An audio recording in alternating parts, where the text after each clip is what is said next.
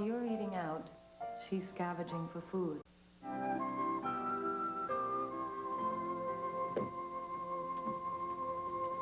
Here, Reg. Hey, Jane. What's new? Nothing. Not a thing. Except that. Whoa, who is that? Her name is Brandy Raw. She's 13, and she started school yesterday. Great. And she has a boyfriend named Tyrone who can reduce you to bite-sized chunks. For a fox like that, I'll take my chances. Brandy doesn't know it yet, but she's about to crumble to Reggie power. Well, then you better make it fast. She can't hold much more water.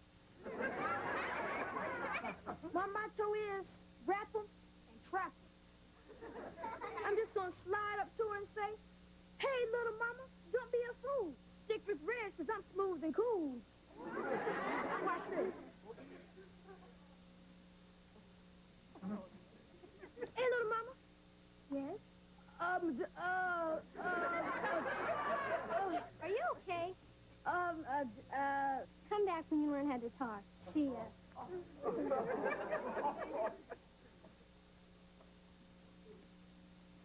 Smooth and cool. What happened to you, Reg? I don't know. I looked at her. She's got those big, soft, brown eyes. So do cows. I just can't explain it.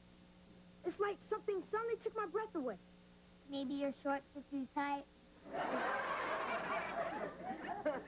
You know what it is, Jamie? It's love. For the first time in my life, I'm in love again. But I acted like such a numbskull. What am I going to do? Well, you can tell her. Yeah, but what if I get cold feet again? Well, staying away from her isn't going to warm them up. Why don't you call her over the phone when you're not looking into her big brown cow eyes? I can't even do that. My folks grounded me from using the phone. I'm not grounded. Why don't you tell me what you want to say to her, and I'll tell her. I'll say I'm your message service, and then she can leave a message. Hey, that's a good idea. Jamie, you're a real pal. Hey, what are pals for? That'll cost you $1. Hey, you got it. You know, you can make a fortune from all this. Half of our class is grounded from using the phone. Yeah? Half the class, huh? All I need is a phone answering machine. And I got that. Vicky, you'll be my phone answering machine. And we're gonna be rich. What do you say to that? Maybe your shorts are too tight.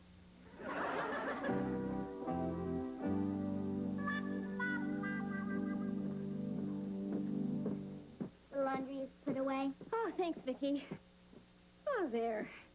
I hope this is doing me some good. It's important for a woman to keep her chassis classy. You want to give it a try? I'll try.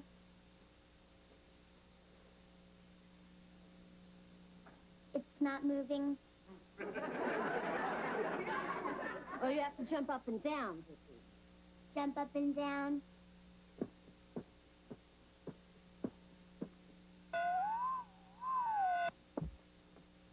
Nice of you to drop in, Vicky. I've got to keep my chassis classy. I was just showing Vicky how to use the trampoline. How was your day, honey? Not as good as my night's gonna be. Come here. Not in front of the IDK. That means me backwards. Well, he said, changing the subject, ran into Mr. Jennings today. Oh, the president of your company? No, his son, Harold, the future president. And so I invited him and his wife over for dinner tomorrow night. Can't hurt to play a little office politics. You understand, right? Sure. Well, you know, actually, I like Harold. It's his wife, Cynthia, I can't stand. But she's always walking around with her nose up in the air like she's smelling something. And what she's smelling is us. Can I have something to nibble on before dinner? How about some carrot sticks? How about an ear? Not in front of the IDK.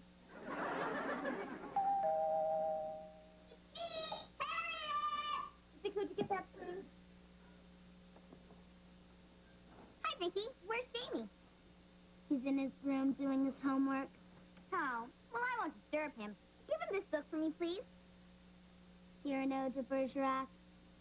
So romantic. all about a poet with a big nose who's madly in love with a beautiful girl, Roxanne. But the poet is too embarrassed to tell the girl he loves her. Like with Jamie and me. Like Jamie and you. Yeah, he doesn't have a big nose, but he says I'm always sticking mine into other people's business. I'll give him the book. Thanks. I'm hoping if he reads it, he'll get up enough courage to confess his love for me. Just in case, I crossed out the word Roxanne on every page and wrote in Harriet. You should read the book too, Vicky. Okay. I just read it. That's impossible. Anyway, as Cyrano said, Thy name is like a golden bell, hung from my heart. And as Jamie said, get lost, Harriet.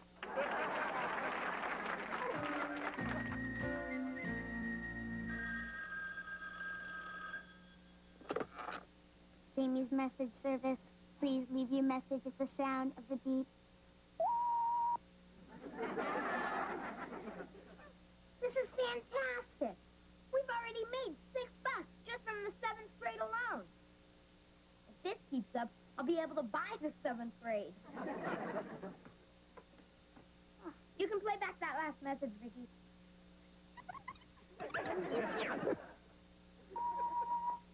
Hey, man, this is Tyrone. Tell Brandy I'm going with my folks tomorrow, so I won't be able to meet her at 10 in the schoolyard. Yo.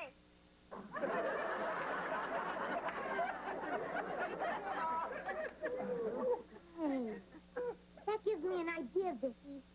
What if Brandy goes to the schoolyard to meet Tyrone, but I send Reggie instead? What do you think? I think if Tyrone finds out, you'll be the bite-sized chunk.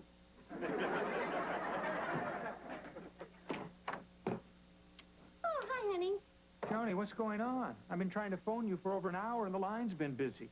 Who have you been talking to? Oh, nobody. I just got home myself. I've been out shopping for tonight's dinner with the Jennings. That's why I was trying to call you. They had to cancel out. Oh, I couldn't be more disappointed. I guess the phone's out of order. I guess it isn't. Wonder what was wrong. Jamie's message service? No wonder the phone was tied up. Well, I got a message for him. The phone's going to be okay. He's going to be out of order.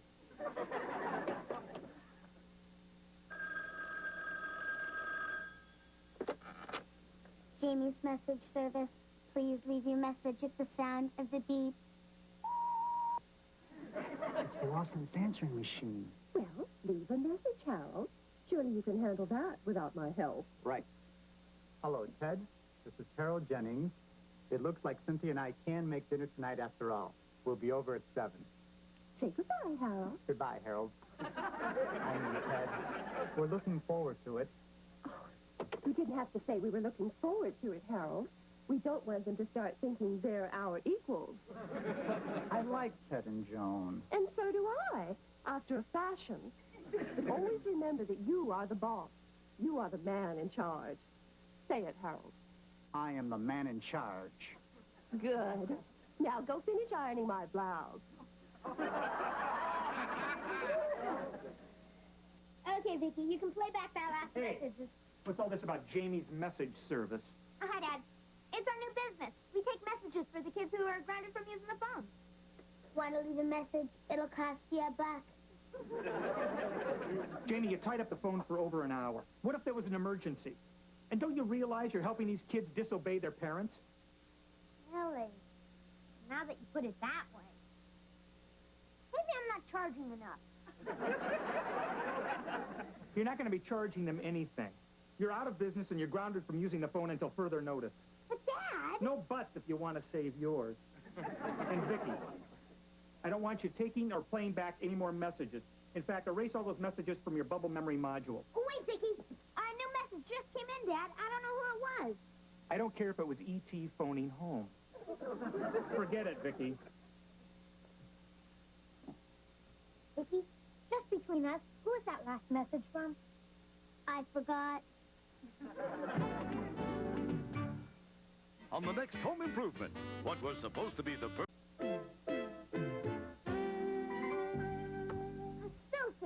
good idea, Vicky.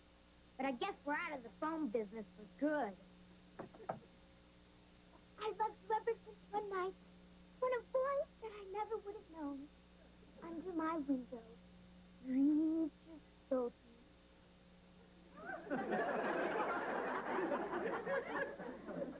Can't you just say a simple hello? Don't you have a romantic bone in your head, Turkey? Now it's Cyrano de Bergerac. Didn't Vicky give you the book? I gave the turkey the book. Yeah, great book. I used it to squish a spider. I was hoping you'd read it and then tell me I'm the most desirable, enchanting creature on earth. But I'll settle for Frecklehead. I'll give you one thing, Harriet. You sure are persistent. I sure am. And I'm going to give you just 24 hours to read that book, Jamie. And what if I don't? Then I'll give you 48 hours.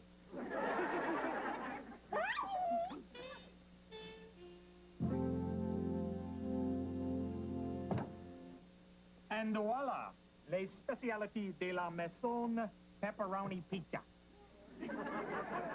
Oh, you mad, adventurous fool, you. I'm so glad that Jennings canceled dinner tonight. I'm just going to relax and pamper myself. Don't I get any pampering? You got it. Give me your foot. I'll show you how the other half lives. Oh, no. Come on, ma'am. Real men don't polish their toenails. Real men let them grow and use them to spear buffalo. Ted, we're two consenting adults in the privacy of our own home. Hand over that foot. Will you still respect me in the morning? Come on. Get the cotton balls.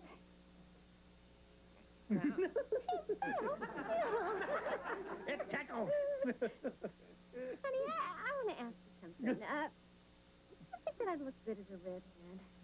Why not? You look good as a brunette and a blonde. Ow! I'm serious. Wait, let me tell you something, okay? Now. Oh. So what you think? I can take it back if you don't like it. Well, gee, honey, I don't know. I mean, I'm so used to you the way you are. I mean, what if I suddenly came home as a redhead? Come on over here. You gotta see this. All you need is a big ball on the end of your nose and exploding tan. I look like Orphan Annie with eyeballs. You think it's too busy with my outfit? Mr.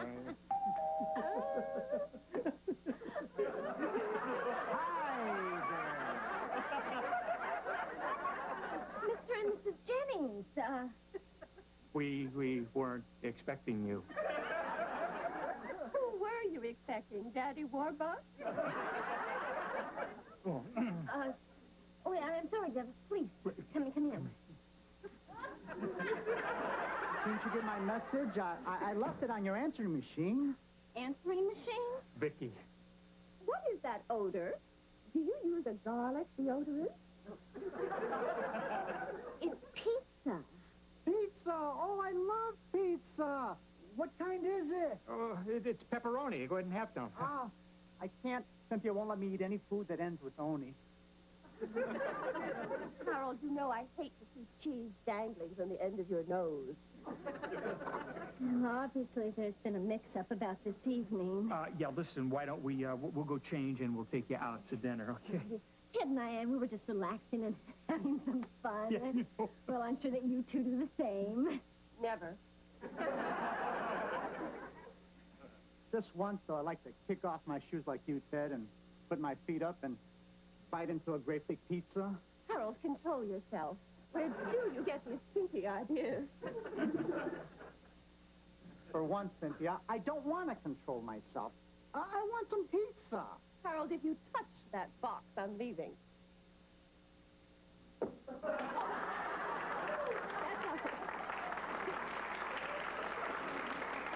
I'll wait for you in the car. And if I smell pizza on your breath, you're sleeping on the sofa tonight.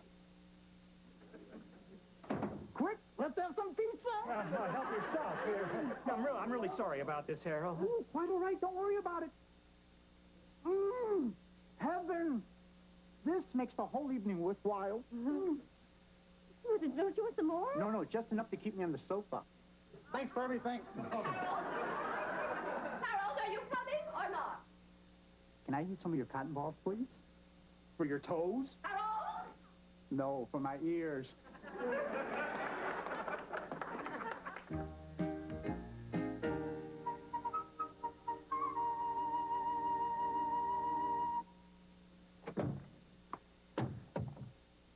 Hi. Reggie, I was just coming over to see you. Look, I've got it all worked out for you to get together with Brandy this morning at the schoolyard. What you talking about, Jamie? She's expecting to meet Tyrone, but you're going to show up instead, numbskull. Oh, man. You know what happens when I see Brandy? She makes me crazy. I can't talk. My cheeks stick to my teeth. What could I say that wouldn't sound stupid? You could say, your name is like a golden bell hung in my heart. And when I think of you, I tremble, and the bell swings and rings. That's wow. Where'd you get that from, Vicky? Cyrano de Bergerac, a book about an ugly guy who tells his handsome friend what to say to win the heart of his beautiful girl. Hey, that's the answer to your problem, Reg. How's that? Well, Brandy's the beautiful girl, and you're the handsome friend. Hey, yeah. You're the ugly guy.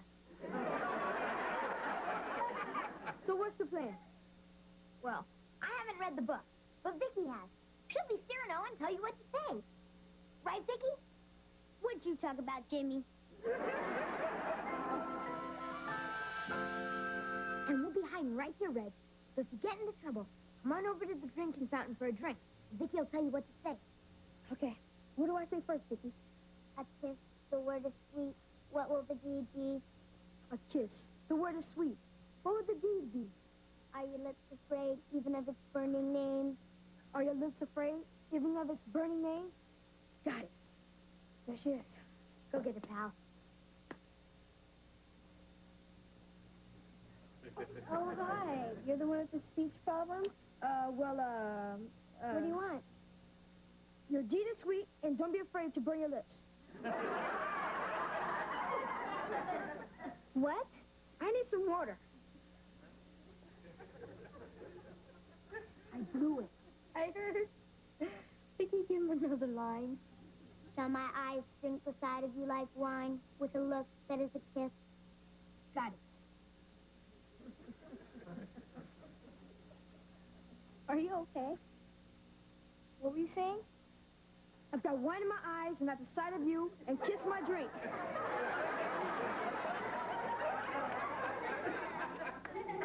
I need some more water. I blew it again. Give him another line. Do you begin to understand me a little? Can you feel my soul there in the darkness breathe on you? Hope I got it.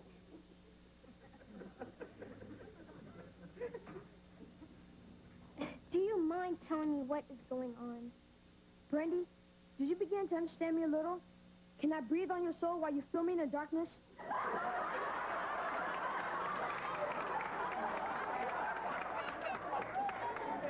What are you saying? I have no idea. Excuse me. Look, I demand to know what is going on. What is the matter with you? What he's trying to say is that he's in love with you. But he can't look into your cow eyes without making him crazy. Really? Well, why didn't you ever tell me this, Reggie? Because his cheeks stick to his teeth. Well, nobody's ever talked to me like that before, Reggie. Tell me more in your weird little way. A what? Why not? I guess Tyrone isn't showing up. Hey, when you got it. How you got it. Well, it looks like everything turned out okay. Thanks to Cyrano and you, Vicky. Hey, when you got it. How you got it.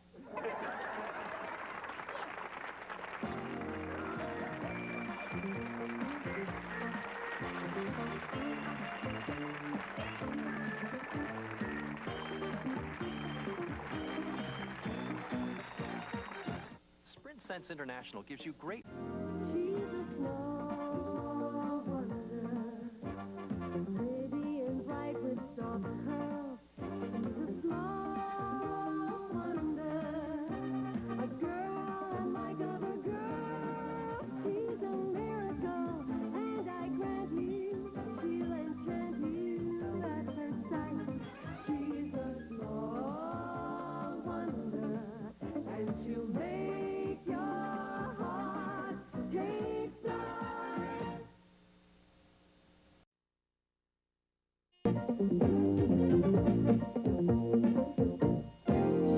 a small wonder, pretty and bright with soft curls. She's a small wonder, a girl unlike other girls. She's a miracle, and I grant you, she'll enchant you at first sight. She's a small wonder, and she'll make your heart take flight. She's fantastic, made of plastic, microchipped here and there. She's a small wonder, with love and laughter everywhere.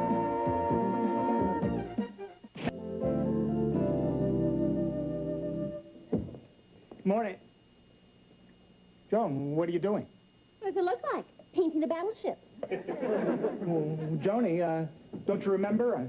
Last night I said I was going to make breakfast today. I was going to make my liver and cabbage omelet. That's why Mom had me wake her up early. Okay, go ahead and make jokes, but back in college I was famous for my liver and cabbage omelet. I mean, I was the fraternity cook, you know. Your cooking is the reason they started swallowing goldfish. Okay, you guys are the losers.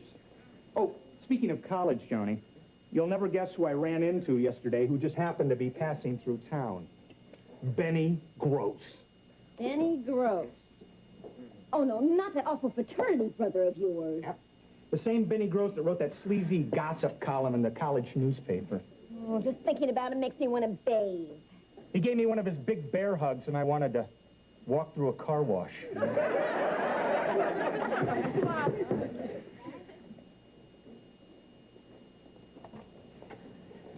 Hi!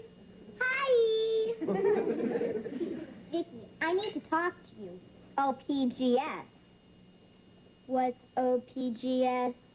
Outside, please. Girl stuff. Go ahead, Vicky, but come back PDQ. A-okay. Vicky, what do you know about the Princess Girls Club at school? Jamie says they're rich, stuck up, and spoiled. My kind of girls.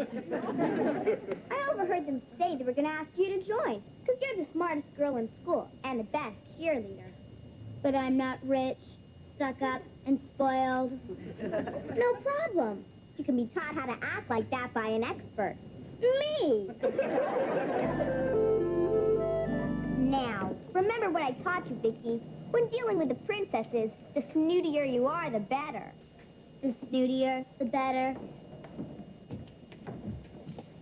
Look, here they come. Snooty it up. Hello, I'm Buffy, and this is Binky. Hello, I'm Snooty.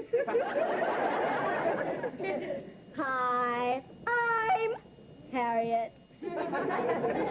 Hi, Harriet. Come, dear. Now, Vicky, we desire to speak with you for a minute, love. The name's Victoria, not Vicky. And you have 30 seconds, love. Oh, Vicky, I like your attitude. It's très chic. It's more than I can say for that dress. Oh, nice. Put down. I wish I'd said that. You will. Now, Victoria, we're toying with the idea of asking you to become a princess. It's a great honor, you know. Of course it is. For you. I'll think about it, love. Well, you don't seem to understand. We have to think about you, darling. Yes, we have to check out your background, your family, and your closet. Yes, for skeletons, you know. Our skeletons don't live in closets. We bought them a condo. Hey, yo, Jamie, your sister's talking to the princesses. Boy, they foxes. Yeah. They're probably using her to get to me. Yeah, right. That's like using Cher to get to P.B. Herman. James, I don't even know you're alive. Oh, yeah? We'll watch. As the Big J shows you how to bait the hook and reel one in. Hey there, foxes. Que pasa? Who are you? Or more to the point, what are you? I'm Jamie, Vicky's older, sophisticated, worldly, available brother. Victoria. We'll consider you anyway.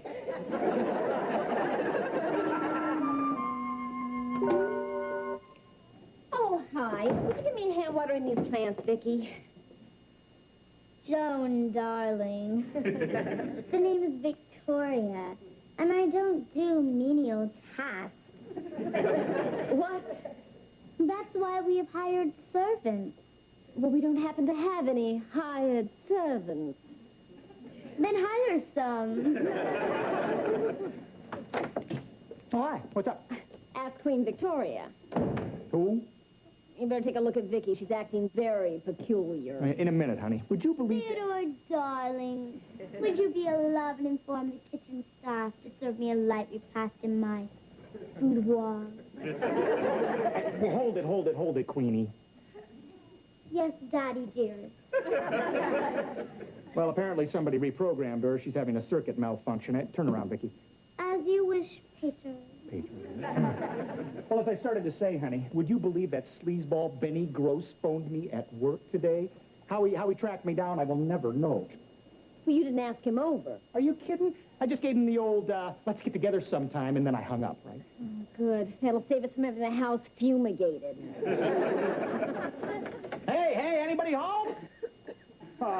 Benny, what are you doing here? Well, you said let's get together sometime, and I got to go out of town tomorrow, so here I am, pal. How unfortunate. That you have to go out of town. Joni, baby, cutie. Come here and give old Benny a major league hug. Still skinny as a rail. Nothing a man can sink his teeth into. And you still look like a hairy beach ball. Hey, who's this little spark plug? Well, this is our daughter, Vicky. Well, it's nice to meet you, cutie. Of course it is, sleazeball. Now, if you'll excuse me, I desire a bubble bath. Hey, what's that thing on her back? Well, that's, you see, she likes to watch those robots from outer space cartoons, you know, and she likes to pretend that she's a robot, and so I built her that backpack, yeah. Well, it sure looked real. Well, of course it looked real. I mean, after all, Ted is a robotics engineer. Really? You know, I never had you figured for an egghead. Finally, came out of your shell? Oh, hey, but speaking of eggs, any chance of getting one of your great liver and cabbage omelets? Manny, we really weren't expecting guests for dinner. Well, great, then it'll be just us. Come on, let's sit down and catch up on old times, huh? So, what have you guys been up to? Nothing. Yeah, that figures. What have you been up to? Well, I happen to be in more supermarkets than Captain Crunch. It's because of me that people don't get bored in checkout lines. What do you do, yodel and drop your pants? I don't know how to yodel.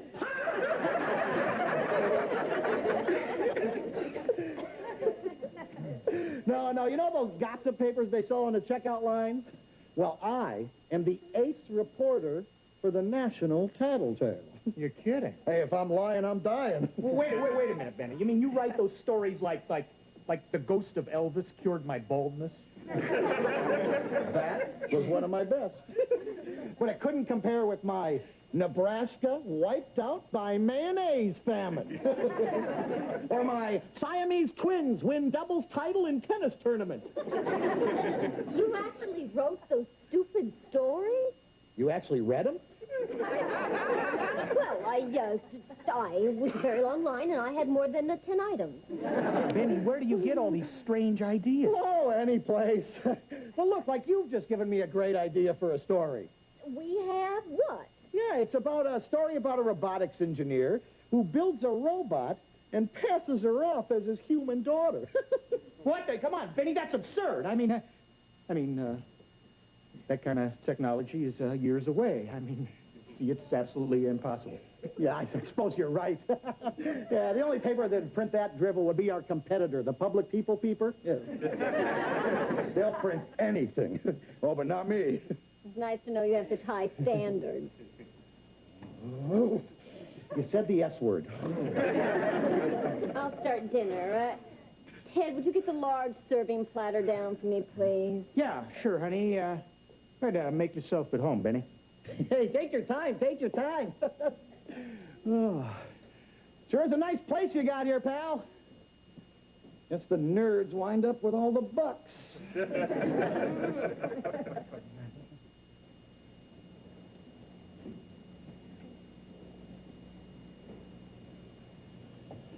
Cute kid.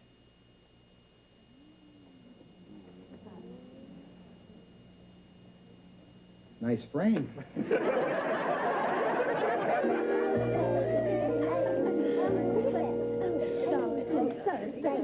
What's going on? Jamie, did your sister come with an extension cord? What do you mean? How often do you have to change her batteries? What are you guys talking about? Oh, well, see for yourself.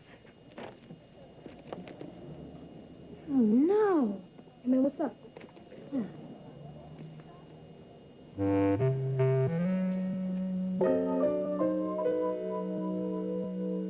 Small Wonder will return after these messages. Joni, I'm home. I'll get it. No! Don't answer that. Why not? It's probably just another crank call about Vicky. It seems that everybody in town has read that article. Yeah, I know. It's the same at the office. Everybody's kidding me about my daughter, the robot. You just kill Benny Gross for writing this. Yeah, I got another headline for him. Irate father dismembers chubby reporter.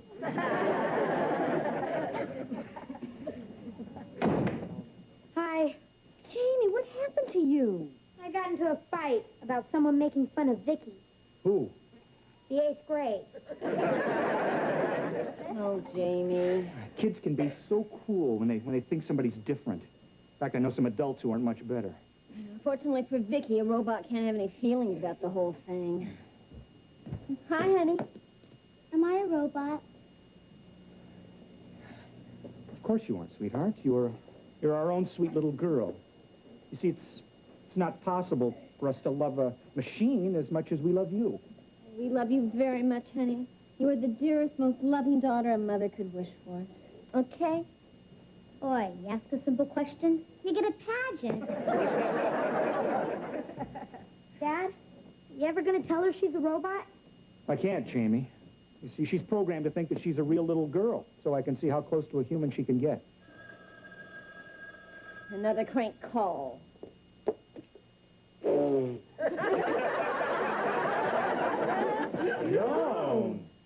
Couldn't have said it better myself.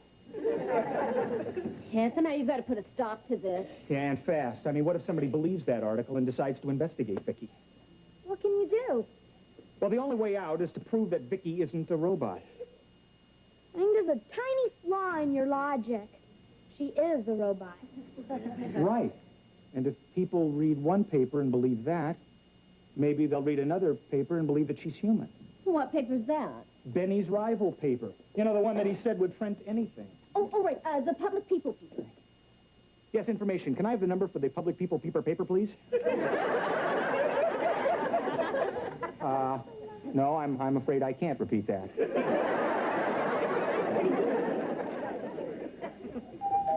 Oh, that must be the man from the paper, the public pooper scooper. I mean, the peeper. You were right the first time, honey. Kids, get ready. Ready? Mrs. Lawson? Yes? I'm William Willis from the Public People Peeper, the paper for peeping people. Please come in. Thank you. Hi, Ted Lawson. Please sit down. Thank you very much. I'm sorry I couldn't get here sooner, but I had to meet a deadline for next week's edition. Big story. Merv Griffin eaten by a giant clam. I can't wait to read it. So you say you have a story for me. Besides, I wanted to meet this daughter of yours, the so-called robot. Why, Mr. Willis, you sound as if you don't believe the story written in the National Tattletale. Oh, nobody believes anything that phony rag prints. Well, what's the story you've got anyhow? And why didn't you give it to them? Well, the Tattletale pulled a fast one on us. Yeah, they promised to pay us $1,000 for the story about our robot daughter. And then when they printed it, they refused to pay. But we got the last laugh, and we're no fools. We didn't tell them the whole story. Oh? Well, what is the whole story? Mr. Willis, we don't intend to get burned again. So, if I give you a story that's 4 times as good as the one the Tattletale printed, what's it worth to you? Oh, you are distrustful and conniving. Yeah. My kind of people. Look, I'll tell you what I'll do. If your story is really as good as 4 times as you say it is, I will give you a check for 4 times the amount that they'll pay you. 4,000. 3.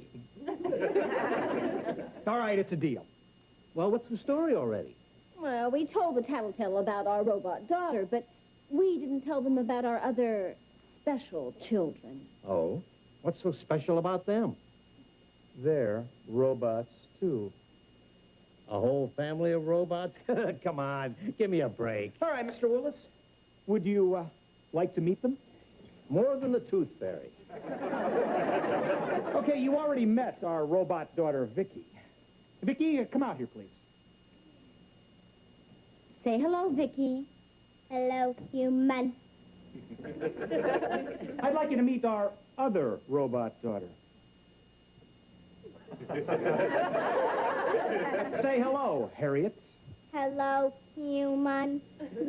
And our other robot daughter.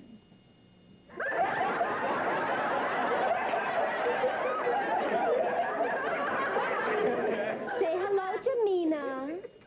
Hello, human. And finally, our 4th robot daughter.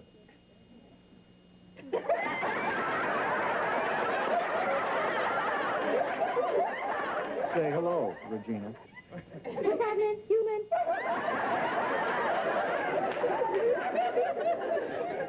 Absolutely amazing, aren't they? Okay, robots, let's show Mr. Willis what you can do.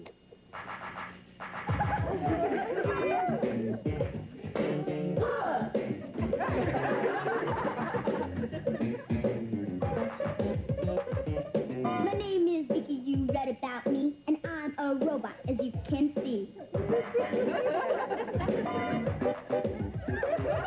I'm not Sam Bolts with a small generator, all thanks to Dad, who is our creator. I'm the robot that's full of spunk. I'm made of wires and screws and junk. I'm built to dance and drive and move. I'm state of the art, so watch me groove.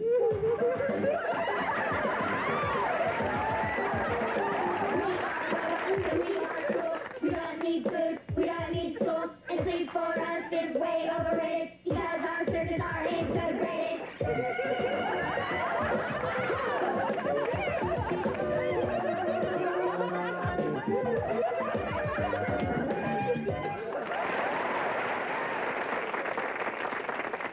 Oh, aren't they fantastic, Mr. Willis?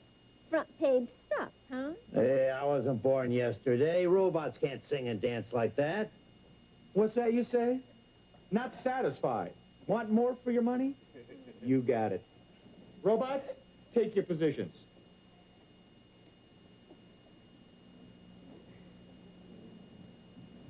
Pinkies up. Robots, do your thing.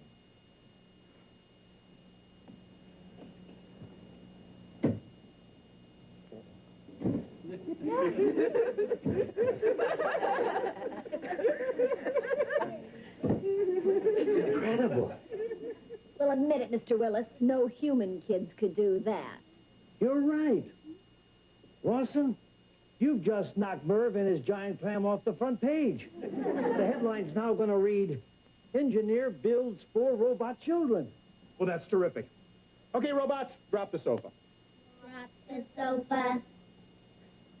Hey, what's going on here? Hey, what? You've got a hydraulic lift under here. What are you two trying to pull? Nothing, Mr. Hey, Willis. robots, my foot. These are real-life kids. What you talking about, Willis? So are you calling a real kid? Hey, how's this for a headline, Lawson? Tattletale lies.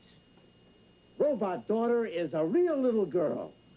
Oh, I can't wait to stick it to that phony rag. Oh, I love you, you wonderful frauds.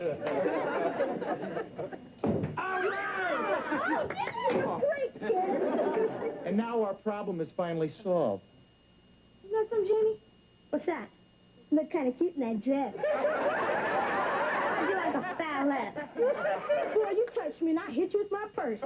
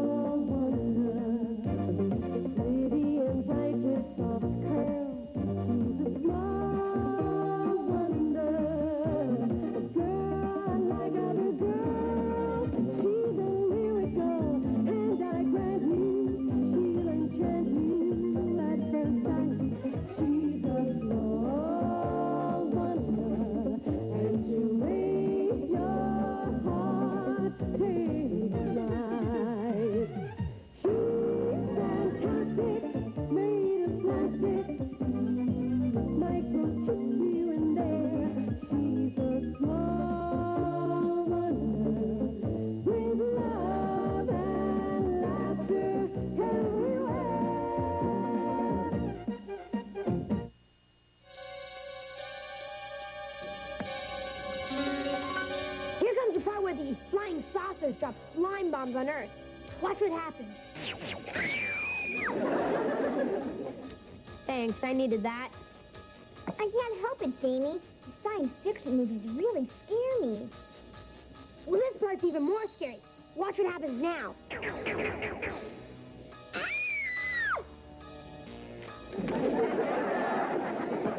See, it scares Vicky, too. You know, my dad says stuff like this could really happen. Your dad says a lot of dumb stuff. Who told you that? My dad. My dad's a real nut about flying saucers. He says aliens can land any day, and he's an expert on the subject. I know what makes him a nut, but what makes him an expert? Well, I better be going. Jamie, you should be more open-minded about strange aliens visiting. I am open-minded, Harriet, and thanks for visiting. Bye. Bye. So, guys, the popcorn goes in your mouth. Where's the sofa? Mom sent it out this afternoon to have the spring fixed. Well, I got something really exciting to show you guys. Where's your mom? In the kitchen. Oh, Vicky, would you ask her to come in here, please? Mom, come in here! Thanks. Don't mention it. I'll be right there. Jamie, I have been working on this for months, and I finally got it perfected. I think. hologram generator. Wow, a hologram generator. Wow, a hologram generator. What's a hologram generator? Well, to put it simply, it'll allow Vicky to split her optic laser beam recording information at a specific point from two different sources, causing a seemingly real image that isn't there at all. That's putting it simply. In other words, Vicky can project a three-dimensional image, and you don't have to wear funny glasses. Here, I'll show you. Vicky, what do you see on this page? I see the Louis XV chair Mom said you were too cheap to buy. I am not cheap. That is a very expensive chair. For that price, it should come with Louis XV. Okay, Vicky, make a projection of that over there. Over there.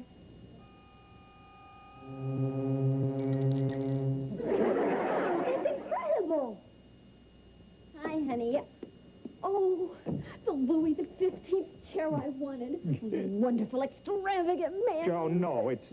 Oh, you shouldn't have. He didn't.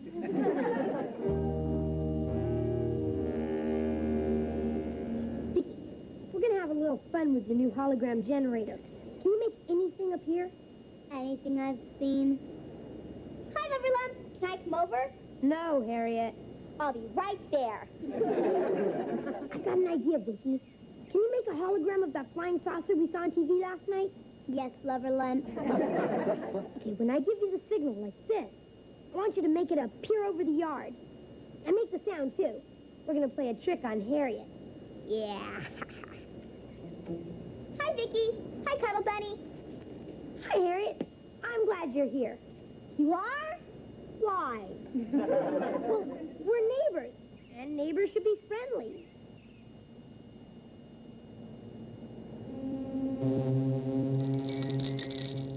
You know, play together and stuff. What do you think about that? Well, Look!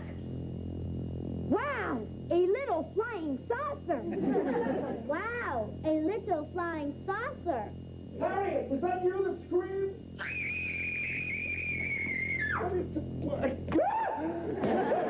They're here! They're here! I knew one day they'd come. Well, you should have been here a minute ago, Mr. Brindle. A little green man beamed down from the little saucer and ran into the bushes. I'll get my camera. Keep him busy. Okay, Vicky, you can turn it off.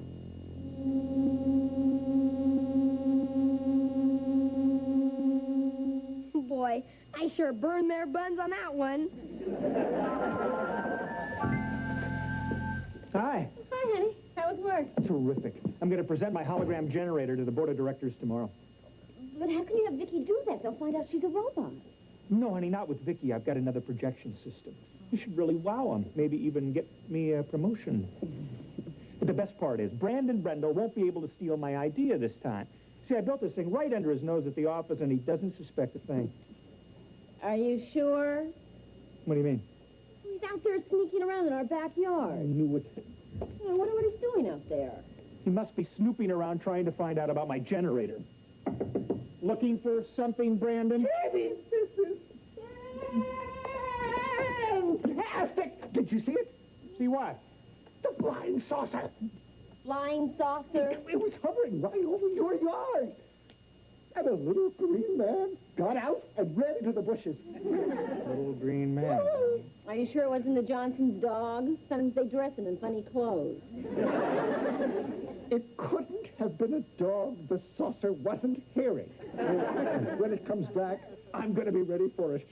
A picture of me with that little green man will make me famous. Yeah, two creatures from outer space. If you don't believe me, ask your own son. Jamie saw the flying saucer and the little green man. Jamie said that? That's right. That should prove I'm not as crazy as I look.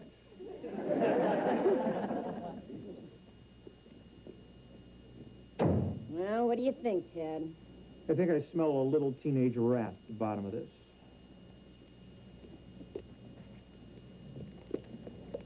Jamie, what do you know about a flying saucer and a little green man? Nothing, Dad. Mm-hmm. How about you, Vicky?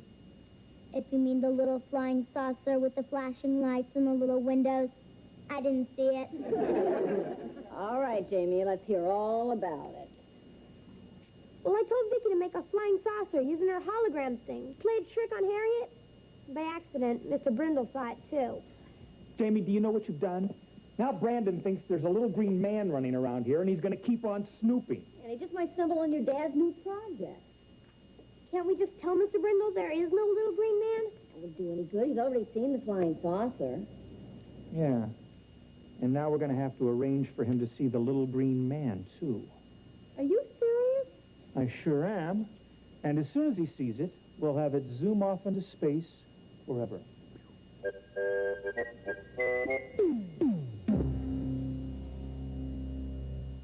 Small wonder will return after these messages.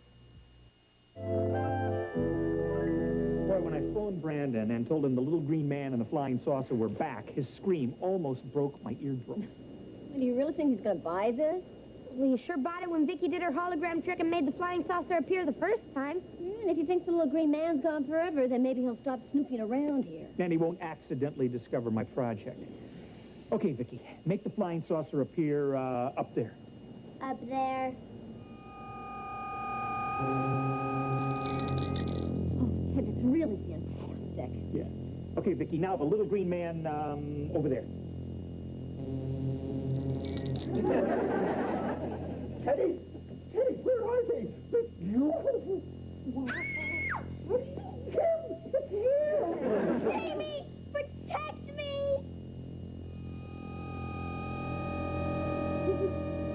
Look, he's going back into his spaceship. No! You wait 'em here. We talk 'em, smoke 'em peace pipe. Brandon, he's an alien, not Geronimo.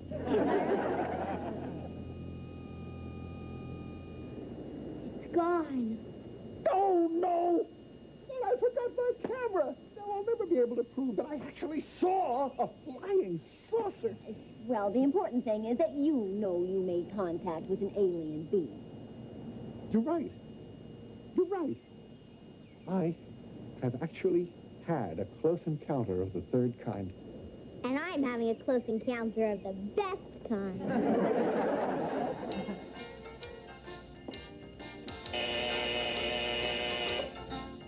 Time's up in the soft chair. Oh, I can't wait to get the sofa back from the upholsterers.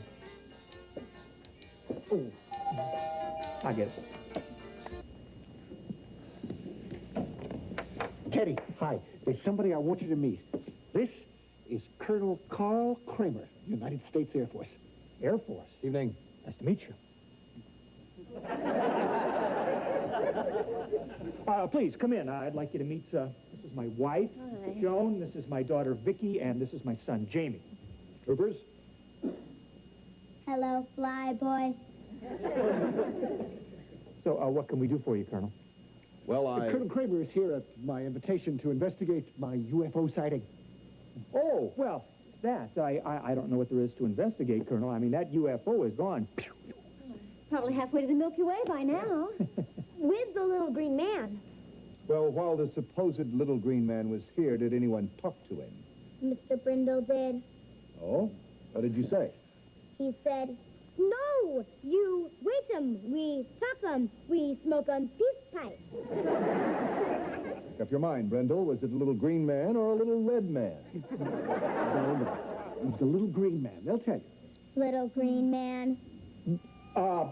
Jamie, why don't you take Vicky into the kitchen, finish her homework? But I already finished my homework. He's trying to get rid of us, dummy.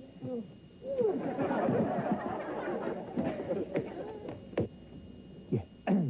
Well, Colonel, gee, I'm awfully sorry you had to come all this way for nothing, but I want you to know it was really nice to meet you. Lawson, your Sir. company does top secret work for the government. I have no choice but to investigate. But what if the flying saucer doesn't come back? They never do. These sightings are usually hoaxes reported by some kook. But when someone like Brindle, a supposedly respected cybernetics engineer, an upstanding citizen... Peach of a guy. Yeah. When someone like that reports it, well, it casts a different light on it. We won't bother you. We'll just bivouac in your backyard for the next couple of days. Couple of days? Brindle, will you help me set up the equipment? Sure. I'll even bunk down with you. We can scan the heavens together. 2 heads are better than 1. You should know. Great. Ted, isn't there some way to get rid of them? Well, only if Brandon tells the Colonel that the whole thing's a hoax and that he's a kook. I'm sure the Colonel already thinks that Brandon's a kook, but he would never tell him that it was a hoax. He would if a certain someone asked him to. Who's that? The little green man.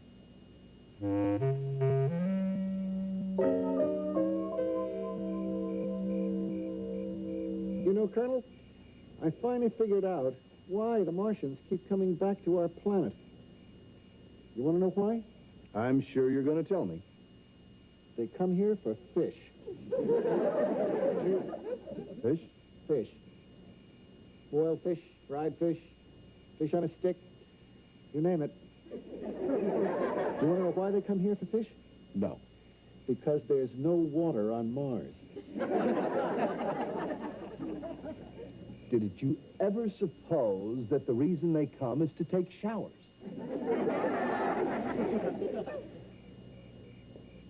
Boy, you're good. No wonder you've got all that fruit salad on your chest.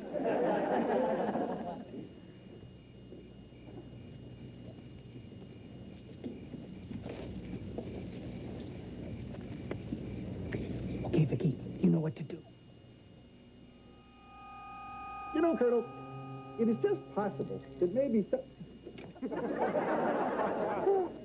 He's back, the little green man! Where? Over there!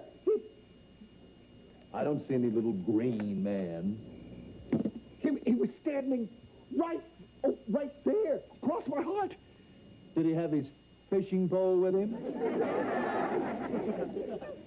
Colonel, you have got to believe me. Brindle, stop imagining things. I'm not! I don't have any imagination. Ask anybody. So good. Okay, now for the knockout punch. Jamie, give us a few seconds to get back inside. Right.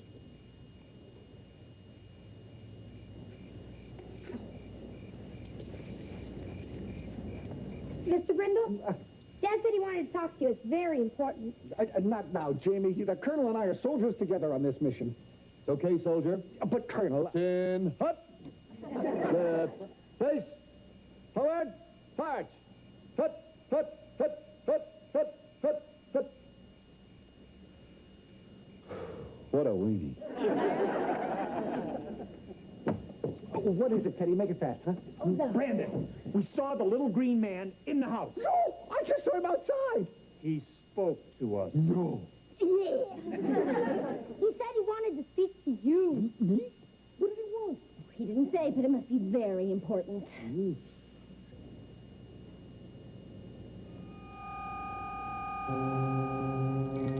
Look, he's back! I knew I wasn't seeing things. Do you realize what this means? Teddy? Teddy? Jody? Speak to me! What's wrong? Fear not, Brandon Brindle. What? Your friends have not been harmed. They are frozen in time, unable to communicate. You're kidding. I'm an alien. I don't kid. Wait a minute. You speak our language? We've been monitoring your television signals for many years. Clever. Yes, and next month we're getting cable. What did you want to say to me that's so important? We're planning to invade your planet. Invade us? That's unthinkable! After we've conquered your people, we will make you king of the earth. That's thinkable. King Brandon. But why me? We've been studying you. We know you are a respected cybernetics engineer, an upstanding citizen, and a real peach of a guy.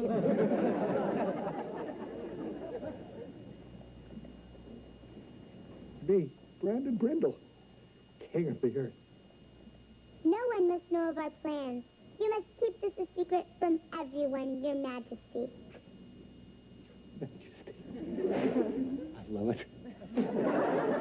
But what about Colonel Kramer? Tell was all a hoax, that you're a real kook, and he'll go away. Brilliant. Now, wait a minute. You were also seen by some of my subjects, these peasants, the Lawsons? Their memories are wiped clean. They will not remember anything that has happened in the past 24 hours. You little green guys think of everything. I must leave you now, but I will return King Brandon. Live long and prosper. Nanu, nanu. Beam me up, Scotty.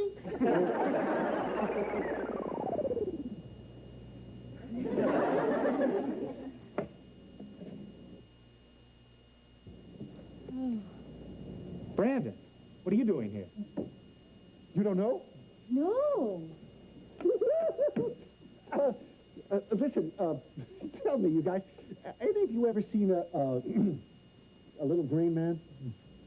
No, but after a party once, Dad saw a pink elephant.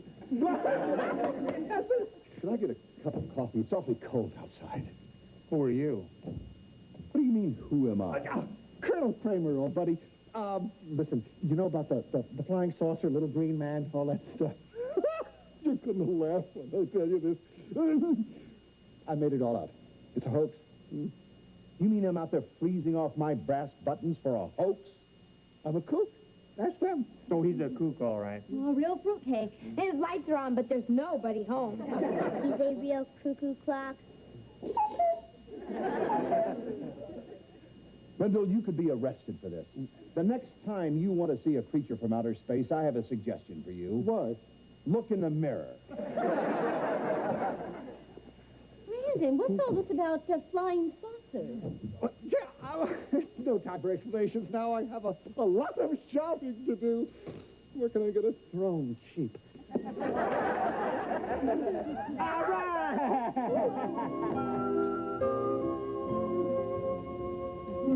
Morning, Vicky. Morning. Oh, look, the sofa's back. Hey, great. When did it arrive? Early this morning. No more sore behinds. Let's try it out.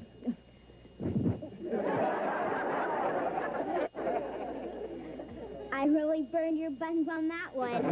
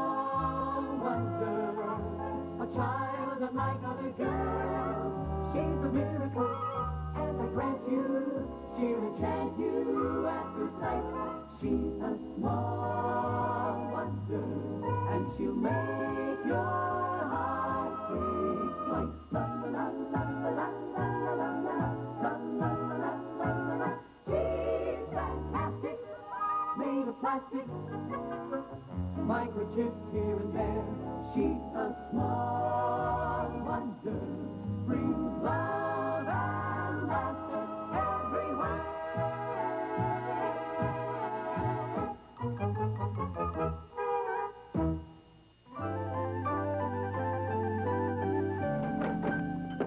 Hello? We're back from shopping. Is anybody home?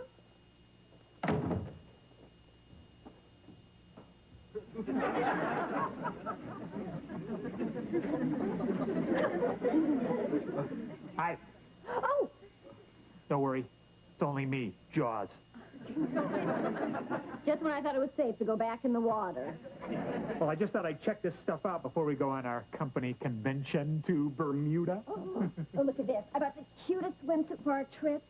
Hmm? Oh, honey, thanks. I'll look adorable in that. Oh, sexy yet practical. I mean, some women look so ridiculous in this tiny swimsuits they can barely squeeze into. Yeah, it's like trying to put a Volkswagen cover on a truck. They took this picture of me at the shopping mall. Oh, that's really cute, Vicky. What's this on the back? With the taking of this picture, your little girl is entered as a contestant in the Little Miss Shopping Mall Beauty Contest. Well, they're picking 3 finalists tomorrow, and the contest is this Sunday. Well, honey, I'm afraid Vicky won't be one of the finalists. I mean, the way those judges look little girls over, I mean, they might just discover she's a robot. But it'd be such good experience for Vicky. Well, I know it was for me when I was in a beauty contest. You were in a beauty contest? Don't look so amazed. Some people thought I was pretty. You're sexy, but practical. Well, I just can't believe that my shy, retiring wife paraded around in a skimpy little bathing suit. I was only 9 years old. I was skimpier than the bathing suit. You could say it was the shortest career in show business. Well, I'm sorry, honey. I just can't let her be a contestant. It's just too risky. I suppose you're right. We better go get dinner on. Come on, Vicky. Let's hurry it up. I'm going to set the table, and you can give me a hand. Oh, no! What's the matter?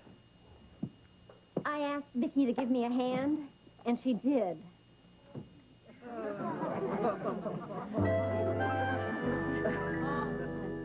Oh, great. Lasagna, honey. Oh, thanks.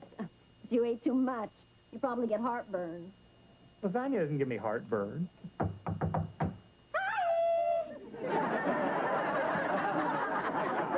That gives me heartburn. Hi, I'm here to see your mom. And I'm here to see Jamie. You're in luck. You're out of luck. Jamie's spending the weekend with his friend, Reggie. But I told him I had the whole weekend planned for him. That's why he's spending the weekend with Reggie. What can I do for you, Bonnie? Oh, I just dropped by to show you this lovely swimsuit I got for our company trip to Bermuda. Isn't that going to be kind of revealing for you? Well, you know what they say about vacation. You're supposed to relax and let it all hang out. You'll be able to do that without relaxing. Mom, that's my swimsuit. Oh, yes. That was silly of me. Here's mine. I brought Jamie this picture of me. Will you give it to him? He can keep it next to his heart. That'll give him heartburn. A professional photographer took that while we were shopping. Our Harriet is entered in the Little Miss Shopping Mall contest. You know, they took a picture of Vicky in that contest, too.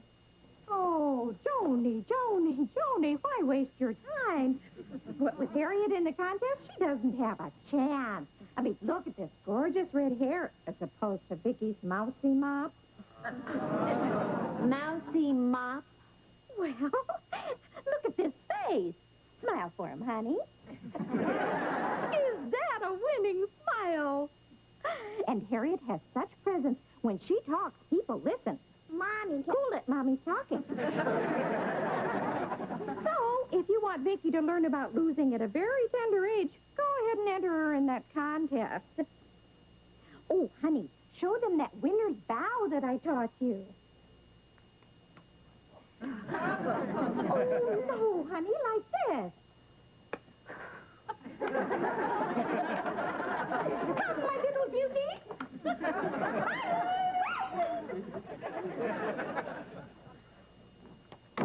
There they go, Beauty and the Beast. Which is which? The woman makes me so angry. I just love it if you could beat Harriet at that contest. Dad said I couldn't be in it. Well, but Daddy doesn't know it won't hurt him. I'll tell him when the time is right. When will the time be right? Right after the contest.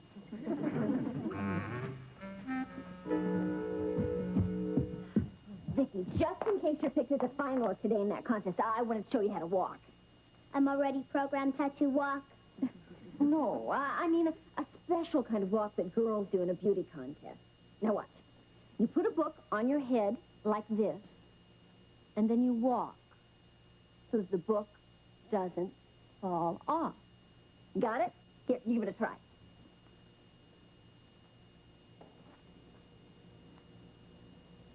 That's it. Oh, beautiful, Vicky. Graceful. Now turn without the book falling off.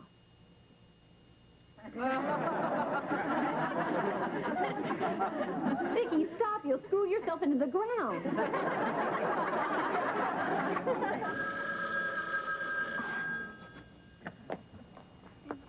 Oh, wait a minute. Where are your manners?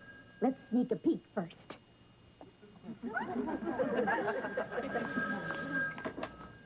Hello? Yes, this is Mrs. Lawson. Yes? Oh, really? Oh, that's wonderful. Oh, we're just thrilled. Well, you betcha. All right. Thank you so much. Bye-bye. Oh, yes. You were just chosen to be one of the 3 finalists in the Little Miss Shopping Mall contest Sunday. I'm going to think of something special for you to do in the talent part of the contest. Now, this is our little secret. Our little secret. Now, we better get to work. Get to work. Oh, that's it, Vicky. Oh, beautiful. Gracefully. Oh, that's great, Vicky. That's right. Turn, Vicky.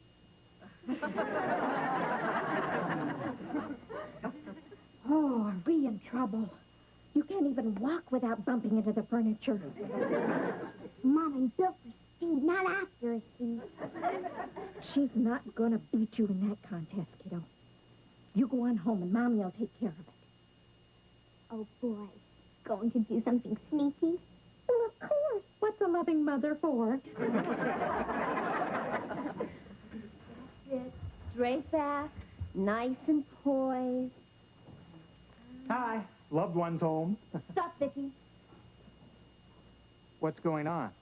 What you don't know won't hurt you. Fooling around, honey. Vicky's practicing being a bookcase. A bookcase, huh?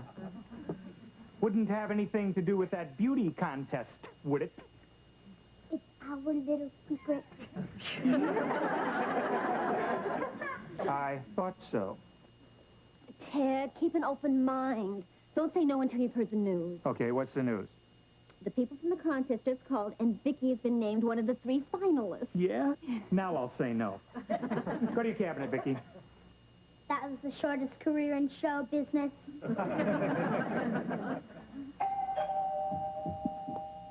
Hollywood scandal? Hi! Oh, I'm so excited. I just dropped over to tell you that my beautiful Harriet has been chosen one of the finalists in the Little Miss Shopping Mall contest. Oh, really? Well, it just so happens that Vicky was, too. Oh, yes, so I overheard. So they told me. Well, relax, Bonnie. Vicky won't be giving Harriet any competition. Oh, well, that goes without saying. I'm sure that you're very excited about that wonderful company trip to Bermuda. Well, of course we are. And you just hate to kiss it goodbye, which you could do if Vicky's in that contest. Bonnie, that sounds like a threat. Oh, no. Just consider it a friend pointing out what could happen. You know, my husband, Brandon, he's just desperate for Harriet to win that contest, and he is your boss, and he just might do something silly. Like when he married you. No! Oh, well, now that we understand each other, I'm sure you want to call those shopping mall people and tell them that Vicky is not going to be in the contest. No way, Bonnie. Vicky is in that contest. To win.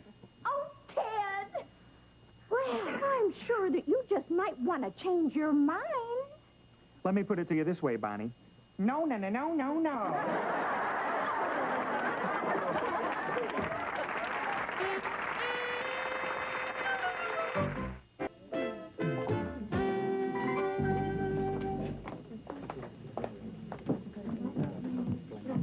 This is gonna be great. kind of nervous. I guess I'm glad Janie's not here to see his woman sweat. I hope I don't blow it. Oh, honey, you'll be fine. Now, just remember, you're talented. You're beautiful. We love you. And if you don't win, life as you know it will be over. 2 minutes to showtime. Oh, I think it's going to look so cute doing that song and dance number that I taught her. Even better than I did it when I was a kid. Well, honey, she won't be doing that song and dance number. I sort of reprogrammed her with something a little bit more spectacular. I want her to win. What's she going to do? You'll see.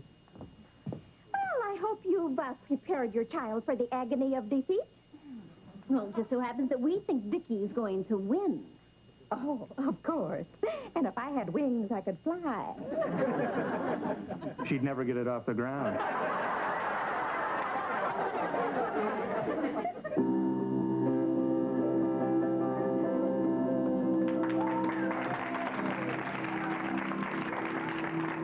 yes. Thank you. I'm Louis Sparks, your master of ceremonies, and welcome to our Little Miss Shopping Mall contest. Oh, I just got back from Las Vegas. It's the only place in the whole world you can arrive in a $10,000 car and leave in a $300,000 bus. But they got a new slot machine there now. Takes unemployment checks. These are the jokes, folks. That's the last joke I'll ever buy from Jack Palance. But enough of this bombastic hilarity. It's time now to meet our wonderful 3 finalists, and here they are.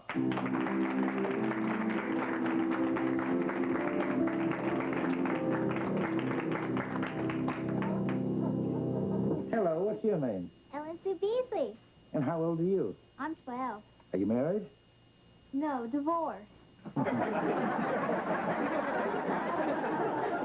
And who do we have here? Hi, I'm Vivacious Harriet Brindle. And how old are you? I'm a worldly 9. And tell me, why would you like to become Little Miss Shopping Mall? So I can be a beauty contest winner, like my mother. You mean she was a former Miss America? No. Miss Universe? No. She was Miss Lettuce Head of the San Joaquin Valley. I do the jokes, kid. You should see her. It's no joke. And what is your name, little girl? My name is Vicki Lawson. I'm 11 years old. I'm not married. I'm not divorced. I'm not worldly. And my mother's not a lettuce head. I know enough not to fool around with this kid. Well, thank you, girls. You can go off stage now.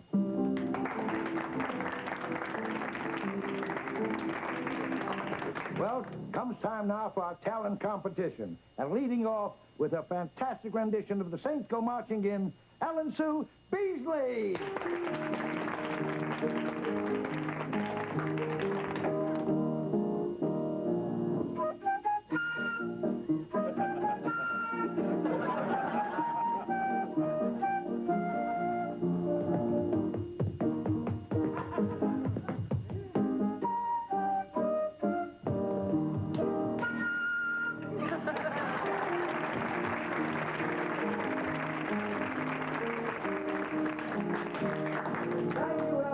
I'm sure we've never heard a rendition of the Saints Go Marching In quite like that. She really rendered it. And now, to dance her way right into your hearts, contestant number 2, Harriet Brindle.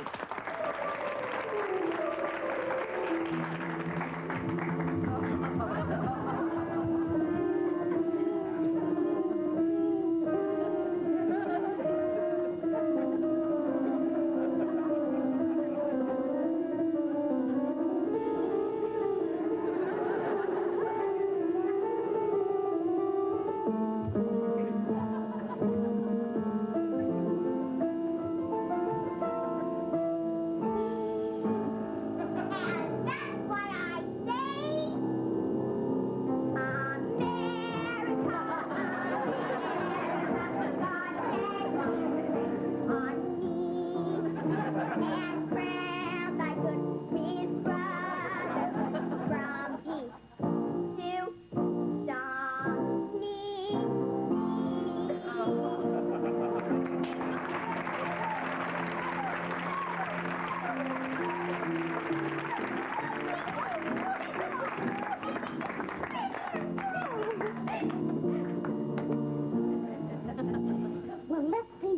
big top hat. Thank you, Harriet. I must say she's a very patriotic bee.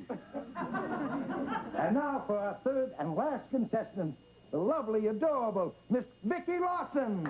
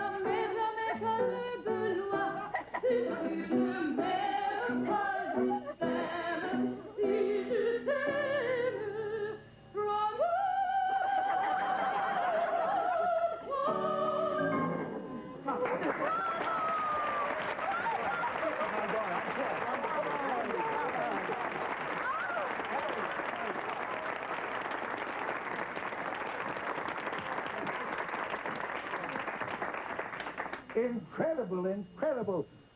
She sings like a bird, and she's only 11 years old. Guess she's a minor bird. A minor bird. Well, let's have the other girls on stage here now with the judge's decision. Come on out, girls.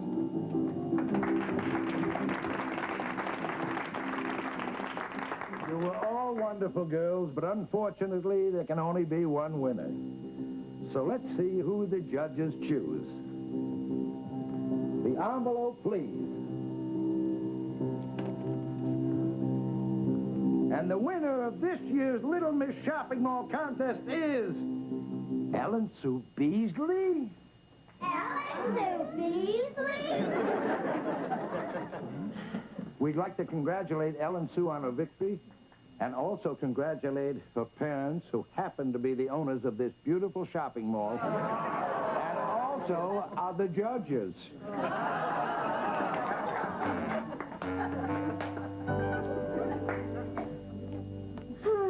Well, you did a great job on Vicky, honey.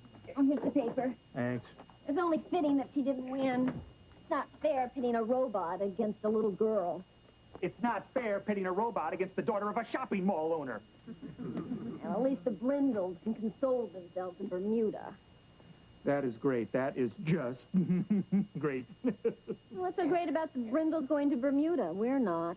Neither are they.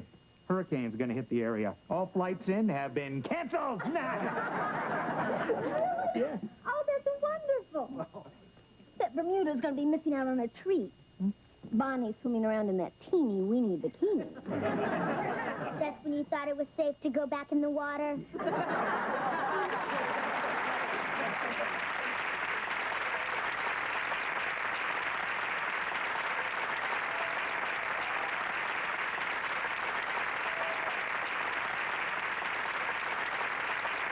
Small wonder, lovely and bright and soft birds.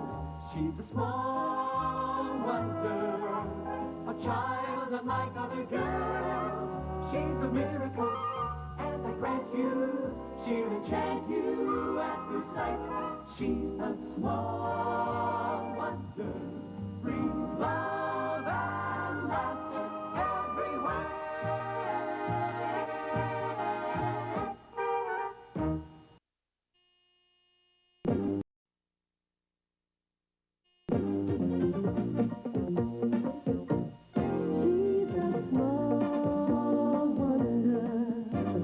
Pretty and bright with soft curls.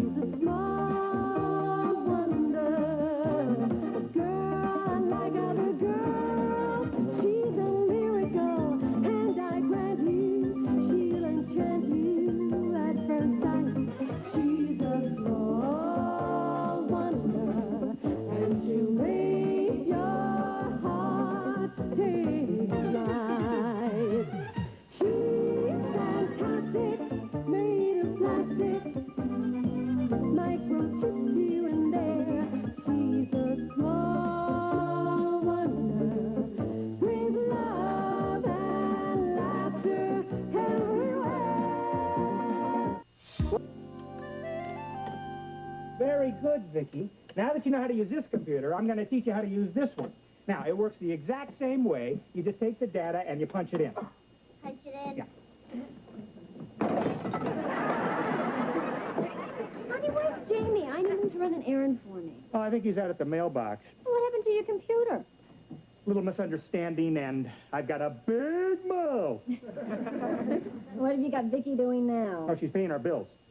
Paying our bills. Oh, I got this computer hooked up with the bank's computer. So now we can pay all of our bills and credit card charges right here. Really? Well, I've got her first assignment right here. What are those? Our department store bill, our phone bill, and our mortgage payment. I found them behind the dresser while I was vacuuming. Joni, these were supposed to be paid last month, huh? I better get these paid right away. I mean, if they cut off my credit, I am dead. And I'm talking stiff city, huh? Here, Vicky, do your thing with these and bring them to the kitchen. Do my thing. Well, since Jamie's not here, you can go to the store for me. Oh, honey, do I have to? Stop complaining. I'll give you a quarter for bubble gum and baseball cards. Oh, boy, oh, boy, oh, boy. Name, Ted Lawson. Account number 6336993. Status, cut off credit. He's dead. Okay, these are the things that I need from the store. I got it! I got it! I finally got my package! It's gonna make me rich! What's going to make you rich? Selling Christmas tree seeds. I'm gonna be on Lifestyles of the Short and Famous. How much do the seeds cost you? Only $29.95. Only $29.95. Jamie, you were taken. That's a gimmick. No, it's not, Dad. Look what comes with it to help you sell. Now, who would say no to a face like this? Look what else comes with it. 2 costumes. What, no reindeer and a pooper scooper? Oh, Vicky, go see who's at the door, please. See who's at the door. There's also a whole sales pitch. Hello, sir and or madam.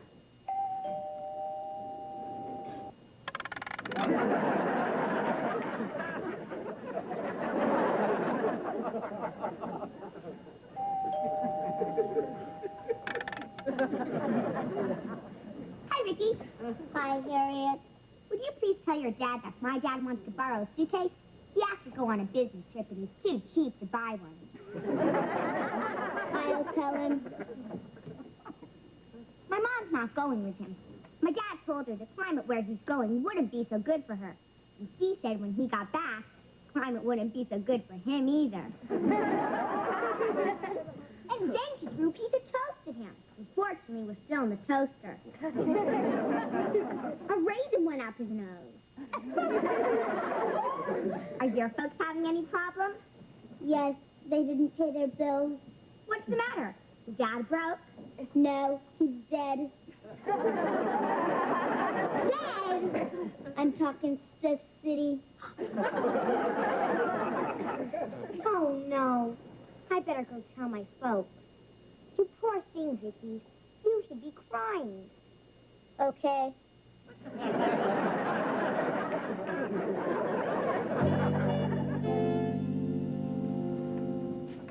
Hi. Hi, Are you okay? Oh, yeah, I was just relaxing. I worked out at the gym. Oh, I'm not okay. I couldn't be madder. What's the matter? And I went shopping. Do you see me carrying any packages? Well, you're mad because you didn't get to spend any money? Well, I couldn't spend any money.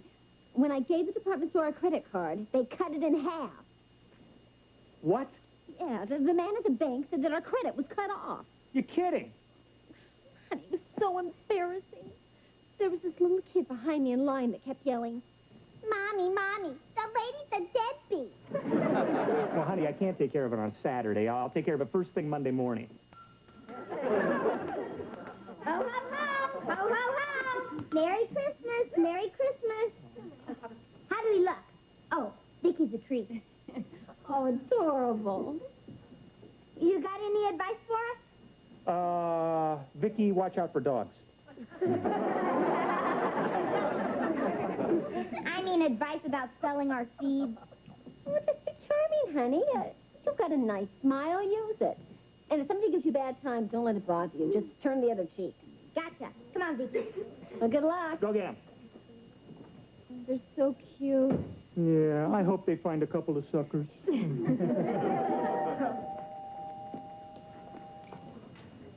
Hello, sir and/or madam. I think they found their first suckers. Oh, Brandon, what do you say to a woman whose husband has just kicked the bucket? I mean, passed on. It's terrible. What a tragedy. I stole all my best ideas from him. How can you think of yourself at a time like this? Do I look all right? Joan must be a basket case. Hi! Oh, you poor dear. We're so sorry. Harriet told us what happened today. Really? How did she find out? Vicky told her. Oh. Well, I found out at the department store, and I got really upset. But no big deal. Life goes on. The woman is in shock. What courage. Better than finding out at the gas station. I couldn't have gotten my gas. Oh, you brave girl. I want you to know we are your friends, and you can call on us for anything. I don't like to bother you. Oh, it's no bother. No. No, you just call us anytime, except Wednesday. That's my bowling night. Thursday night, of course, is the Caribou Lodge. I am the head antler. You just keep your chins up, honey.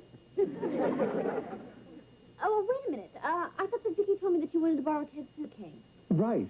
Oh, gee, I guess now I can take his golf clubs, too. I'll get the suitcase later. Well, you can get it right now if you want. I mean, it's right there in the hall closet. Well, all right. Thanks. Oh, this whole incident sure threw a crimp in my day. I was supposed to have a fun lunch with some girlfriends.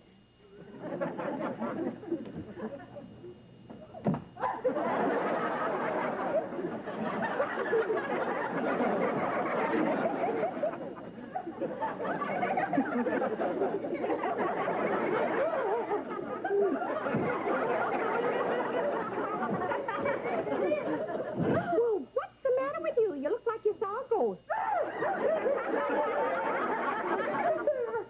Who's in there? On the couch. Why is he sleeping? Boy, is he sleeping. I call that dead tired. Well, how long has he been in there? Oh, a few hours. Oh, I hope you have your air conditioning on full. Why would I do that? I'll get the suitcase later. Come on, boy. Tony, you keep a stiff upper lip.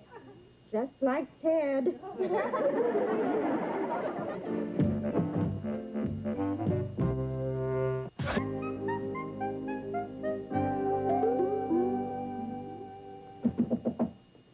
Excuse me, are you the bank card credit manager?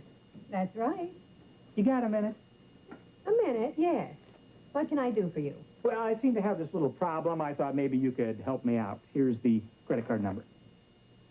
Well, let's see what the computer has to say.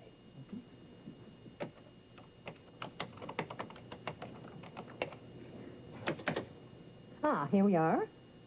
Ted Lawson. Well, as far as I can see, the account is just fine. Oh, great.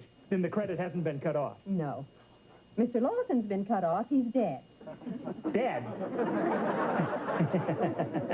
How is that possible? Because the computer says he's dead. Well, the computer is wrong. He is not dead. But I'll tell you what he is. He is angry. I'd be angry, too, if I was dead.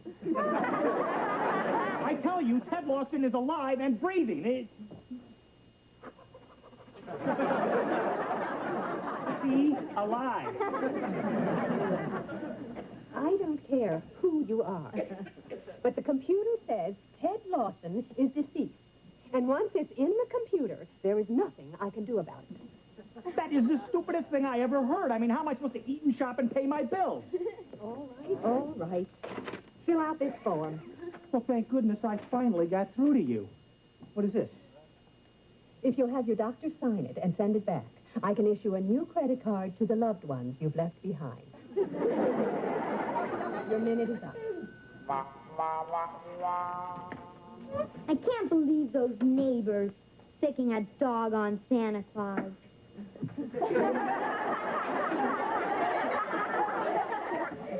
I'm so mad. Next time, do what your mother said. Turn the other cheek. Well, there's sure a lot of room for business to get better. We've only unloaded one package of seeds. Hi, guys. I saw you come in. What happened to the seat of your pants? Oh, a dog chased me. Looks like it caught you. How are your Christmas tree seeds selling? Oh, great. Business is booming. Couldn't be better. We have to fight the customers off. Right, Vicky? We've only unloaded one package of seeds. You can go into the house, Big Mouth. Ho, ho, ho! I'm sorry about your business, Jamie. Is there anything I can do to help? To help? How about becoming my partner? Your partner? Well, I like that. Great, then it's a deal. Shake. Now that we're partners, you buy me out. I've got a better idea. I'll sit on your lap, Santa, and tell you what I want for Christmas. Get off, Harriet. All I want is to be Santa's little helper. I don't need a little helper. I'll do anything. You can paint my nose red and put me at the front of your sleigh. Bye, Harriet.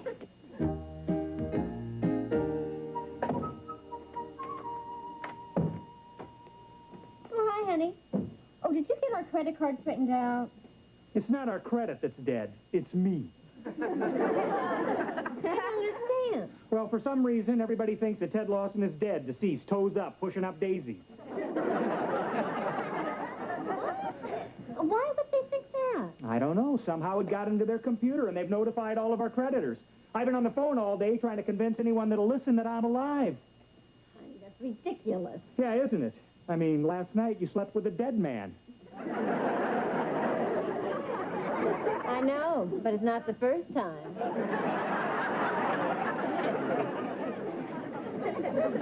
This is no time to make jokes, John. Who's joking? I'll get it. Excuse me, do I have the right house? Are you Mrs. Ted Lawson? Yes. I have a special delivery letter. Sign here, please. Mm-hmm. There you are. Right, thank you. You're welcome. Hmm. Who's it from? It's our insurance company. Oh, no. Don't tell me. I know. They canceled our policy. No, it's a check for $100,000. What? We just paid off on your life insurance. Oh, that's great. I'll be the first guy to take it with him. Honey, we can't keep this. It would be dishonest. Yeah, you're right. But it is so frustrating. I mean, I can't prove that I'm alive while I'm alive. I mean, what do I have to do? Be dead to prove that I'm alive? That doesn't make any sense at all. Wait a minute. Maybe it does make sense. And maybe you can help me straighten this out. How? Come here.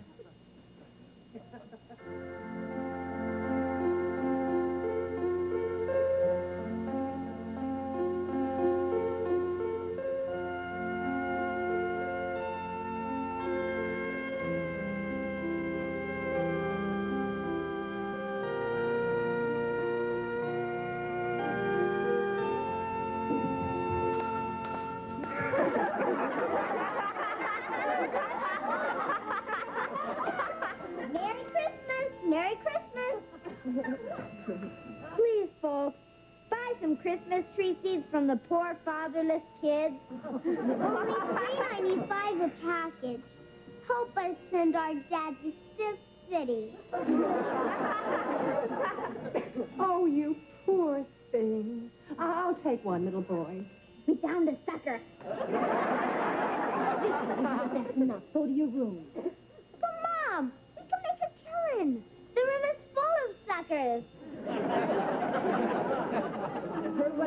bed. You know better than this. A kid can't have any fun around here. Gee!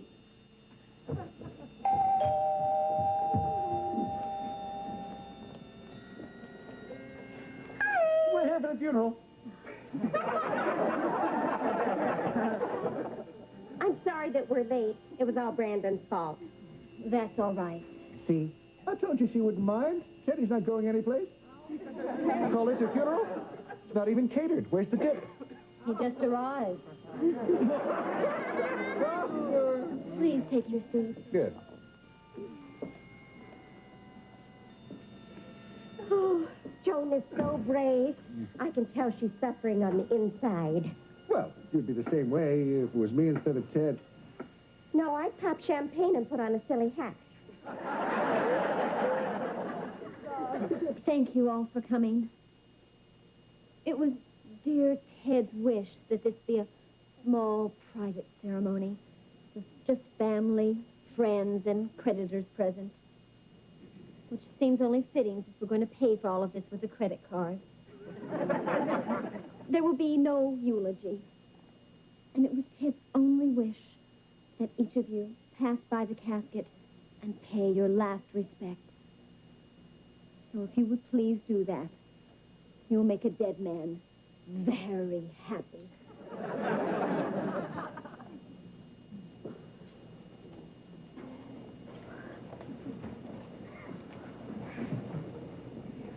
See? You wouldn't listen to me. I told you you were dead. Hi. Oh, you poor dear. There's something I never told you. I always had the wee bit of crush on you. You were always so much cuter than Brandon. Well, even now you look better than he does.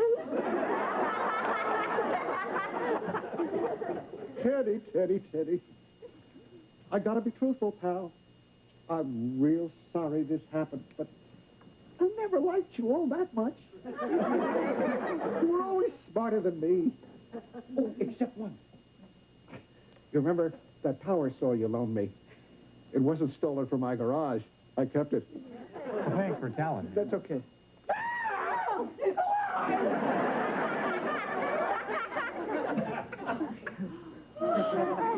Of course I'm alive, but I had to pretend to be dead to convince some of you. Well, what else could we think? It was in the computer. You know, that's the kind of thinking that built the Titanic. Computers are here to help us, not to replace our brains. And now that you're all convinced, will you please straighten out our credits? And thank you for coming to my late husband's funeral. Well, I guess it's a happy ending. Welcome back, pal. Yeah. For everybody except Mr. Grossi. Who's Mr. Grossi? To my dry cleaner. I promised I'd fix him up with Joan. Thanks a lot, pal. Well, let's go, Bonnie. The party's over. Well, all's well that ends well. No, it isn't. Now I have to give him back his power saw. Those things I said to you when I thought you were dead, well, now that you're alive, don't try to take advantage of me. Boy, Bonnie, I'll try, but it's going to be a real struggle to keep my hands off you.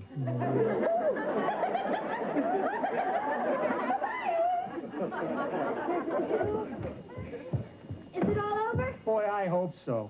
Well, it just goes to show you. It's easier to come back from the dead than to get out of a computer. I wonder how it got into the computer in the first place. I put it in. Vicky, you did? Why? You said you were dead. I didn't mean it that way, and you should have known better. Now go to your cabinet. Gee! Oh, darn, I meant to get that insurance man his check back for $100,000. Oh, yeah? Well, I'll drop it by in the morning, honey. Well, that's going to be a real stab in the heart. You gotta say one thing for them. They sure paid off in a hurry. Boy, they sure did. I hope they pay off that fast when you really go. Come here, you... Don't go!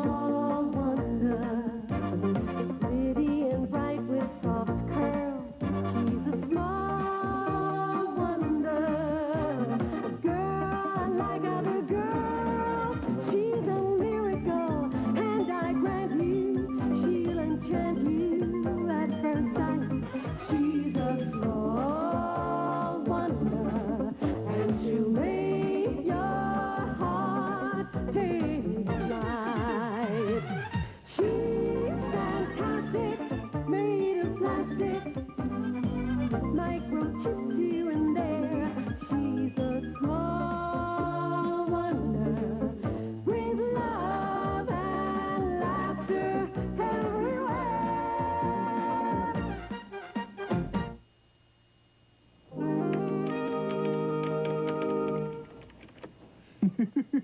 Wait till they see this. This is really going to make their jaws drop. Okay, one more test before we go in for breakfast. Okay, Vicky, drink. Drink.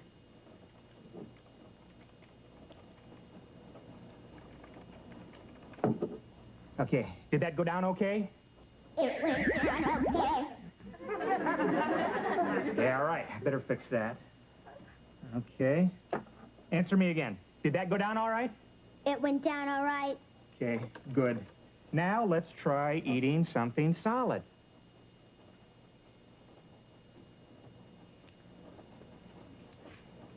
Vicky, you're supposed to eat it with a fork. Eat it with the fork.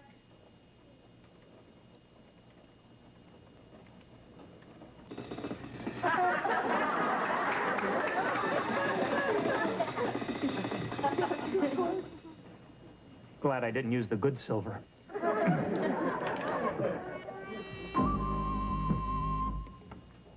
Morning, huh? Oh, hi. Sit down. Breakfast is ready. Why don't you ask Vicky to sit down and have breakfast, too? Because robots don't eat. Oh, no. Vicky, here, sit down and eat breakfast.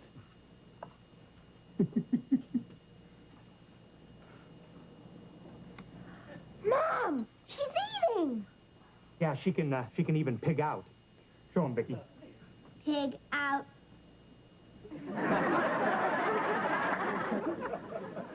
Okay, slow it down, Vicky. Ted, that's amazing. How does she do that? Well, I installed a flash dehydrator and a polynucleotide processor in her. That makes sense. Well, you see, in layman's terms, that sort of term. Hi, Debbie. Like, hi. How'd you like to go out with me Friday night? Jamie, let me, put it real nice. Back off, piece of brass. Crazy about me. Morning, everyone. I have got great news. Our class has been selected to represent the 8th grade in the school's annual History Week play competition. Wow, big deal. Well, it sure is. In each grade, a class is going to do a play about an historical event. And then the best play will be presented in front of the entire school in the auditorium. Awesome, I'll be the star. Debbie, that's up to whoever volunteers to be the producer. I volunteer. Big job, Jamie. I mean, the producer has to write the play, cast it, get all the costumes, build the set. No problem. I got a great production team to do all that work for me. Who? Reggie. Say what? And Vicky. Say what? Well, just to be fair, does anyone else want to volunteer to be the producer? Okay, then. Congratulations, Jamie. All right. Yeah. Well, Vicky, your big brother's now a producer. Wow, big deal, piece of bread.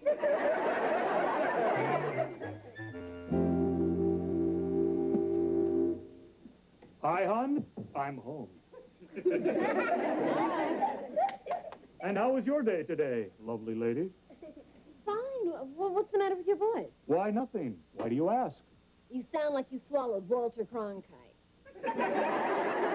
Well, it was a day like all days, filled with those events that alter and illuminate our times. And I was there. Ted, why are you talking like a station break? Joni, I was sitting at my desk today when my phone rang. Okay. I was sitting at my desk today when my phone rang, and this voice invited me to be a guest on a popular talk show. Well, I recognized the voice right away. Oh, that's exciting. Well, who was it, Johnny? Oprah? Phil? Ralph. You're going to be on Ralph? Ralph Grogan, honey, the host of VIP, the radio show where people who want to know talk to people in the know. Oh, I didn't know. Tony, I'm gonna be talking about the exciting world of cybernetics. How about that? Honey, that's wonderful. Well? Well? Well, what suit should I wear on the show? And Ted, it's on radio. You can wear your birthday suit. Oh, yeah. Well, I still want to look nice. Why don't you help me pick something out, okay? Okay.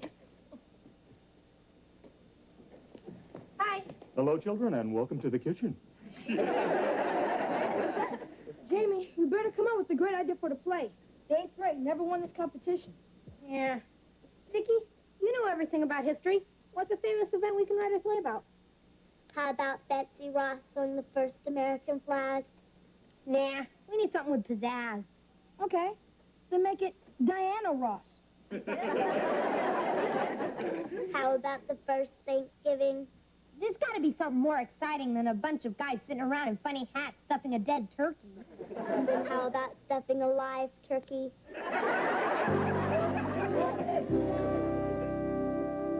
And then at the age of 14, Ralph, my grandfather bought me an erector set, and the rest is history. Ted, I don't think they're going to want to hear your whole life story on your radio interview. Oh, yeah, hon, maybe you're right. But I am a little nervous about tomorrow. I mean, I don't want to sound like a dummy. But why don't you help me practice? Well, sure, how? Well, why don't we pretend this is the radio station, and you can pretend to be Ralph Grogan, and I'll pretend to be Ted Lawson. I mean, well, you know what I mean. It's, you know, go ahead, Glenn. Welcome to the show. It's nice to have you here. Thank you, Ralph. Why don't you tell us a little about the work that you do at United Robotronics? Well, Ralph, I was... Sorry about that. All right. Well, I'm sure that you've heard the phrase, Mr. Lawson, behind every great man is a great woman. Yes.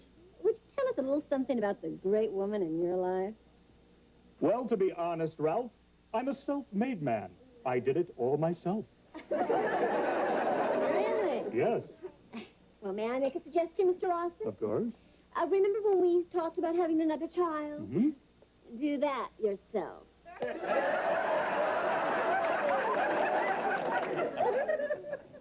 Hi. Hi. What have you guys been doing? Just hanging around. Aren't you working on your play? We've been doing that, too. Well, it better be spectacular, because I heard the 9th grade's doing the Boston Tea Party with real tea. Our idea's got that beat by a mile. Well, you're still going to finish second in the competition, guys, because we 7th graders are going to win with our play. Yeah? What are you going to do? Napoleon's defeat at Waterloo with real water. Not bad, Harriet, but hardly a winner.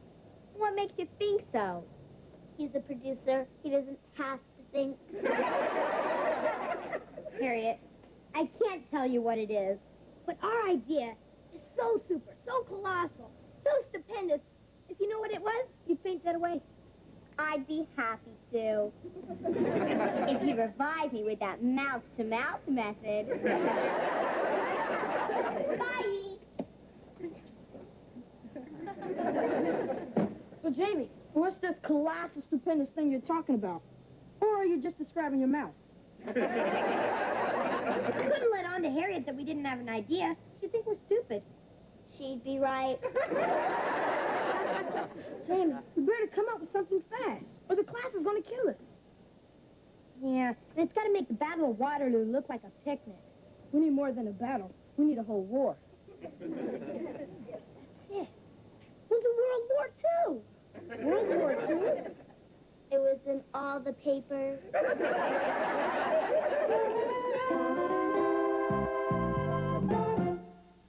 Small Wonder will return after these messages. On the next America's Funniest, see the most...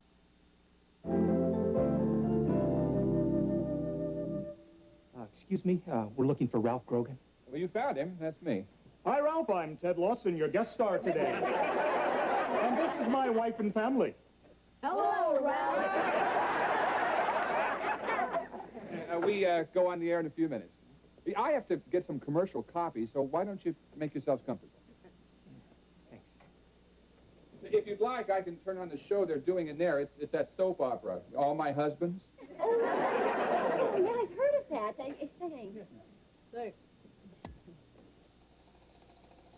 Oh, Phyllis, I love you. I can't live without you. Please get back in the car. Oh, Lloyd, my darling, when you put it that way, how can I refuse? That Lloyd sounds so sexy. You talk about sexy. I bet that Phyllis could melt the chrome off a trailer hitch.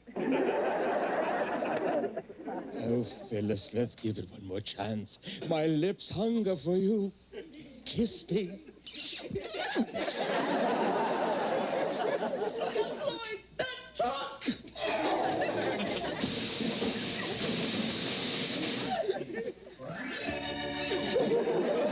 We'll be right back after these words from our sponsor. Hi, I'm all yours. We can wait in the studio if you'd like to watch the end of the episode. Oh, yeah, thanks. Can't wait to see that Lloyd. And Phyllis... Just be real quiet, please. Everybody stand by, please. And now we return you to All My Husbands. Lloyd and Phyllis were just pulling away from the curb in his car when we suddenly heard...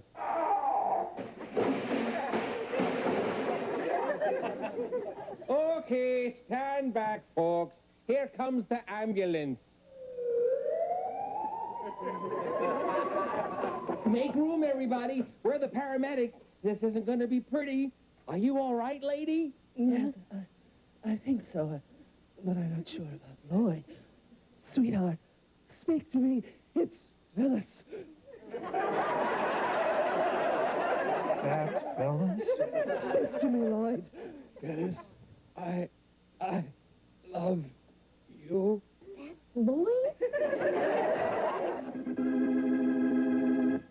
Tune in All My Husbands tomorrow when we'll hear Phyllis say... What was that? Paramedic? Lloyd is dead? Dinner? I'd love to.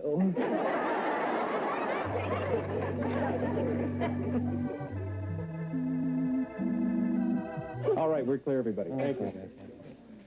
Well, how'd you like it, folks? Oh, yes. Well, personally, I'm a little disillusioned. Kind of like finding out that Arnold Schwarzenegger is really Pee Wee Herman. Yeah, well, that's the beauty of radio. Leaves everything to the imagination. Okay, Mr. Lawson, over here, please. Okay.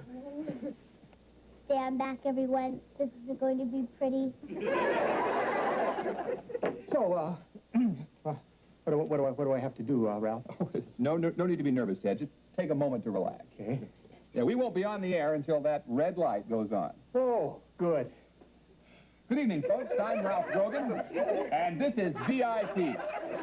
My guest tonight is Ted Lawson, an authority on cybernetics and robotics.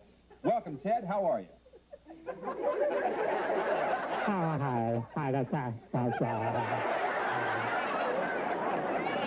Well, Ted, I've heard that by the year 2000, there will be robots in practically every home. Is that true?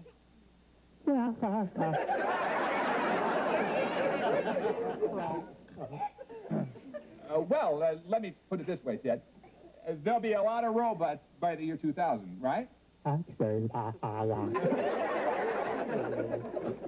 Well, let's go to the phones. Our number is 555-2999. Here come those calls.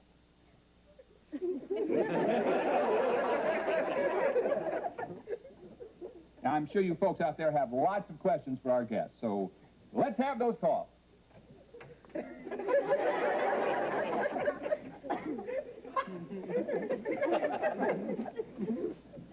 We'll give a free dinner to our first caller.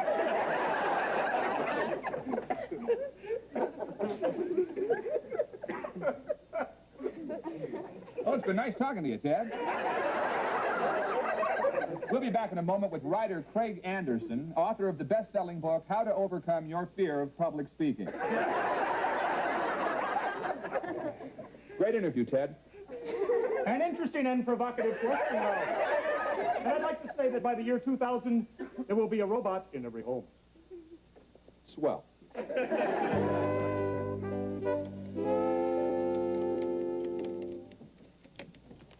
Almost finished typing our play, Vicky? Almost. Well, could you speed it up? Speed it up.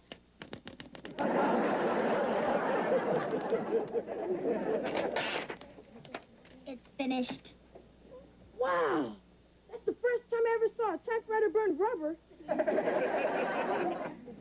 Doing World War II is a terrific idea you had, Jamie. Hey, when you got it, you got it.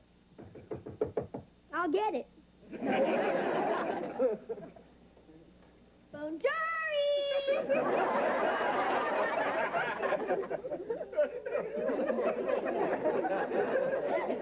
What are you supposed to be? Our class is doing the Battle of Waterloo. I'm playing Napoleon Bonaparte. Give me liberty or give me death. Napoleon didn't say that. Patrick Henry did. My father got all the costumes. I can say what I want. Well, couldn't say your dad a lot of trouble, because we're going to win that play competition. We're doing World War II. With the original cast. It'll be the most spectacular play ever put on in school history. 100 Japanese dive bombers attacking Pearl Harbor. And 50,000 American troops storming the beach at Normandy. How are you going to do all that in your classroom? You got to be out of your mind. Harriet, it's people like you who are killing the theater. I hate to admit it, but Harriet's right. Our imagination was bigger than our brains. Imagination, the man said, that's the beauty of radio. It leaves everything to the imagination. That's it. Radio. That's how we can do World War II in class with 1,000 Japanese dive bombers if we want. Vicky, you're a genius. Hey, when you got it, you got it.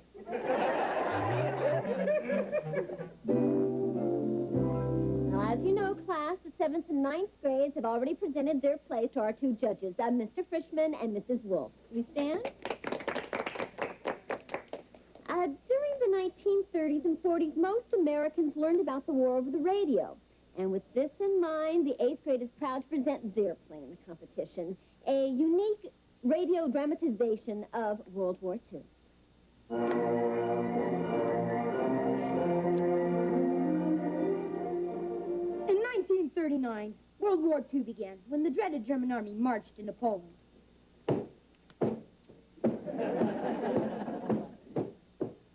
Back home in the USA, President Franklin Delano Roosevelt addressed an anxious nation. My fellow Americans, America will not enter the war. But 2 years later, on December 7th, 1941, the Japanese attacked Pearl Harbor.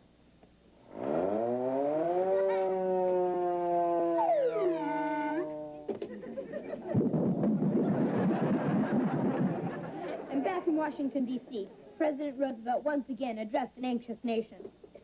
My fellow Americans, I changed my mind. We will enter the war. And to the sound of drums, American soldiers marched off to war. As American forces fought their way across the Pacific, the Japanese tried to undermine morale with the propaganda broadcasts of Tokyo Rose. Right, hurrah, America, G.I. Right, give it up. Get lost. So sorry. Go home, open Toyota dealership. Back in Europe, the battle raged on. We take you now to the European front, where the Allies are engaged in hand-to-hand combat with the enemy. Ooh, ow, ooh, ow. Our guys will get killed out here. Meanwhile, back home in the USA, people were reacting to news from the battle zone.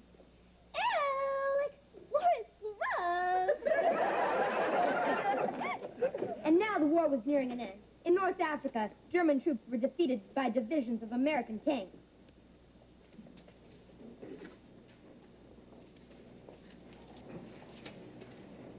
I said German troops were defeated by divisions of American tanks. Tanks, Vicky, tanks. You're welcome, Jamie, you're welcome. Take my word for it. The American tanks won. And in 1945, the Allies marched into Berlin with flags flying and a band playing a victory march. A Apparently, the band was led by Corporal Lawrence Welk.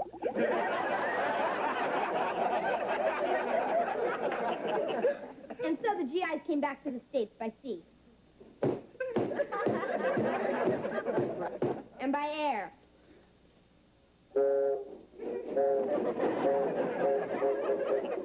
Where they greeted their loved ones who they hadn't seen in years. Hey, Lucy, I'm home.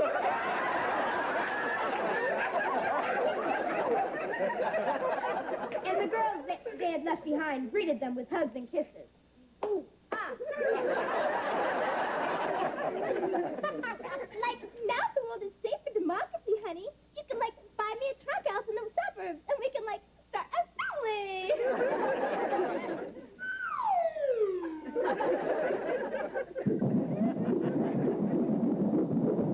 I guess that's how they got the term baby boom. That's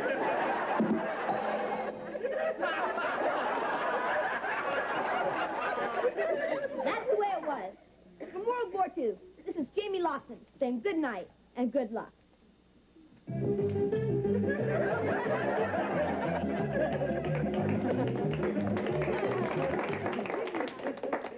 Thank you, kids. That was a very interesting interpretation of World War II.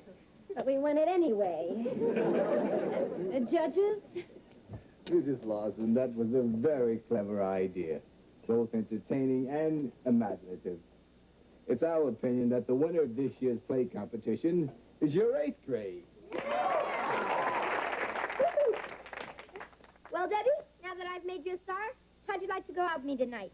Like, I'd rather shop at Kmart.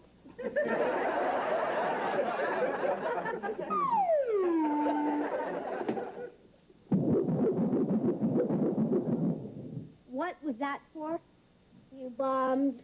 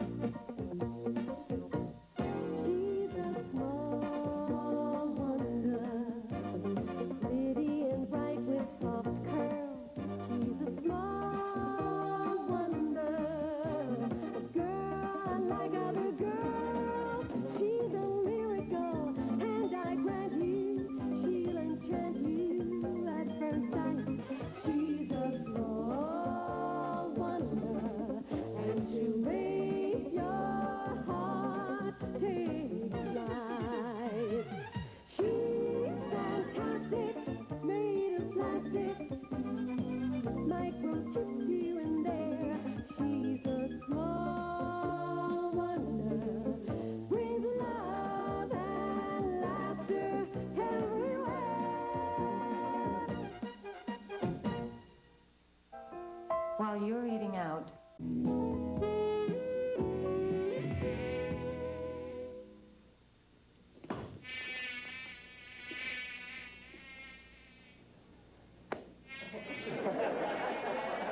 Darn fly.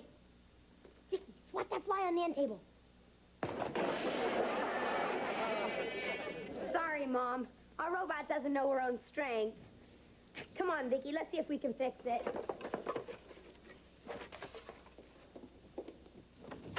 Honey, this is the most incredible day I have ever had.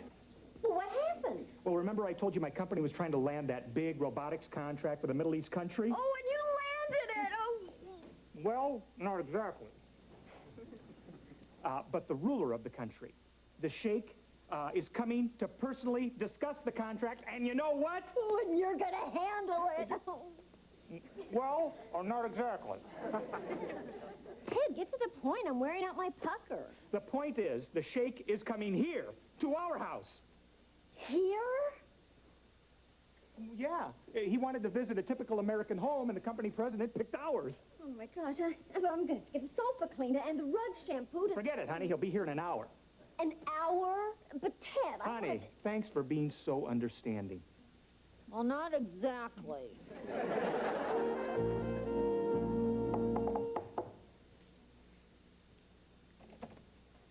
Hi.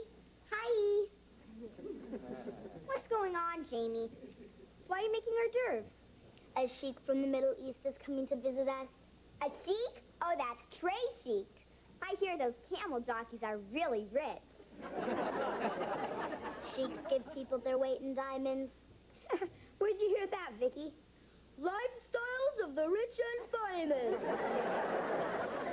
Maybe the sheik will be in the mood to weigh me. Or should I wait? In a few years, I'll have stuff that weighs more. Here. You could really do something that'd mean a lot to me. Anything for you, Sugar Lips. What? Don't slam the door on your way out.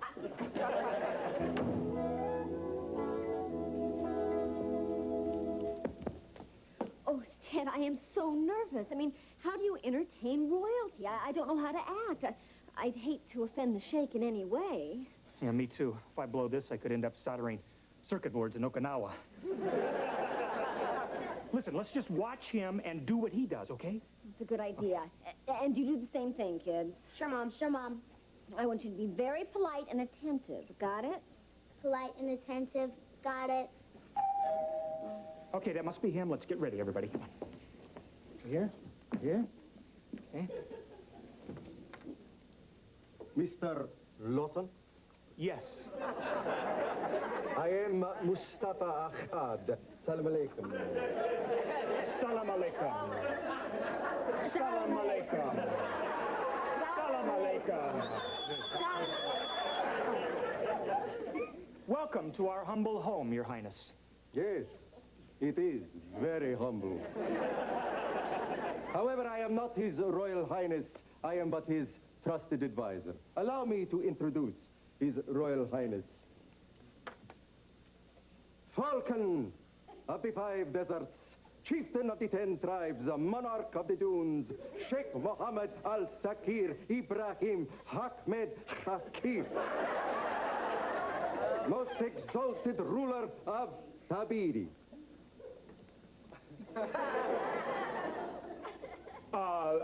Welcome to our home, Your Royal Highness. Hey, dudes. Is that not the traditional greeting of Americans? I saw it on TV. Oh, no, that's just fine, Your Royal Highness. Falcon of the 5 and 10. Falcon of the 5 deserts, chieftain of the 10 tribes, monarch of the dunes, Sheikh Mohammed Al-Sakir Ibrahim Ahmed Hakim, most exalted ruler of Tabiri. Hey, dude. You may address me as Sheikh. I would like now to introduce my wife, Wahad. Your wife? My other wife, Itme.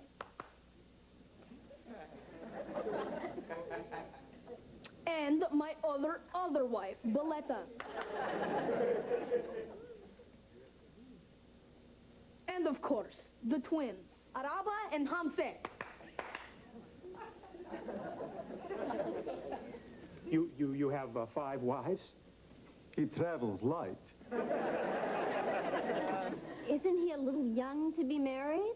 But of course, these are merely his wives-to-be. He is only 13. You see, in our country, he cannot be married until he comes of age. Why, I thought so. When he is 40. He's already got 5 wives, and I can't even get a date. Your Royal Highness, I would like to introduce my family. This is my daughter, Vicky, my son, Jamie, and my only wife, Joan. How do you do, Your Highness? I am pleased to meet you, Mrs. Lawson. Vicky, would you get the cold drinks out of the kitchen and Jamie the hors d'oeuvres, please? Sure, Mom. Well, why don't we get comfortable, please? Let's sit down. The son helps with the serving, while the wife does nothing? Americans have strange customs. True, but we must not offend our hosts. Perhaps if we just observe them, see their customs, and do what they do. Splendid suggestion. Thank you. Glad I thought of it. Now remember, just do what they do and we'll be okay.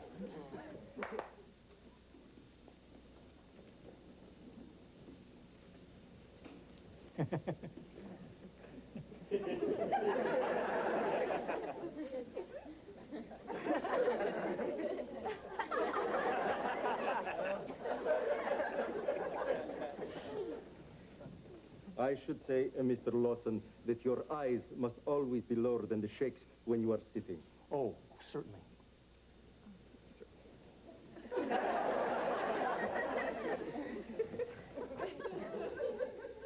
You have done me a great honor inviting me into your home, Mr. Lawson. Oh, no. It's a great honor for us, Sheikh. How long will you be in this country? Until our business is concluded. A few days. And to see Disneyland.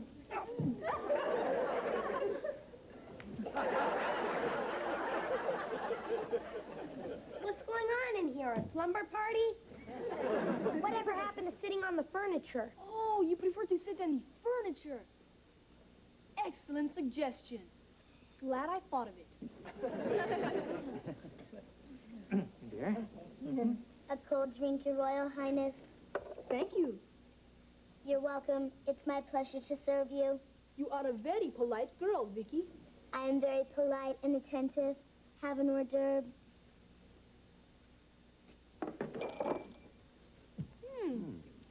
What is this I'm eating? Oh, they're little wieners wrapped in a biscuit. Now, aren't they great? They're called pigs in a blanket. Pig! Pig! Pig!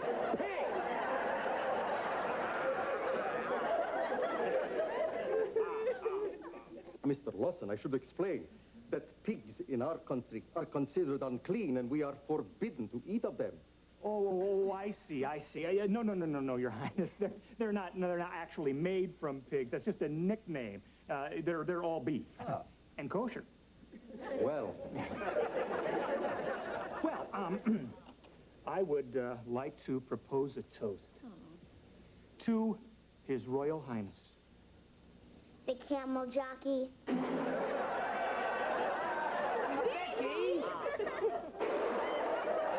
Vicky! Your Royal Highness, I don't know what could have gotten into Vicky. I apologize for her remark. And so you should. His Highness is not a camel jockey. No, of course not. I am the greatest camel jockey. In Tabiri, no one races camels faster than His Highness. It is against the law. Boy, you talk about your home field advantage. I shall consider your words a gracious compliment, Vicky. Thank you, camel jockey. And now, in appreciation for your having His Highness in your humble home, it is our custom to present a gift to the host. Yes. And as a firstborn son, I wish to present it to your firstborn son. Well, that's very nice, but it's just not necessary. Dad, the guy's a sheikh. He can do what he wants. You must accept. To refuse would be an insult. So, what's the gift?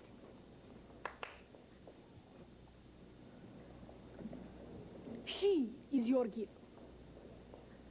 I accept.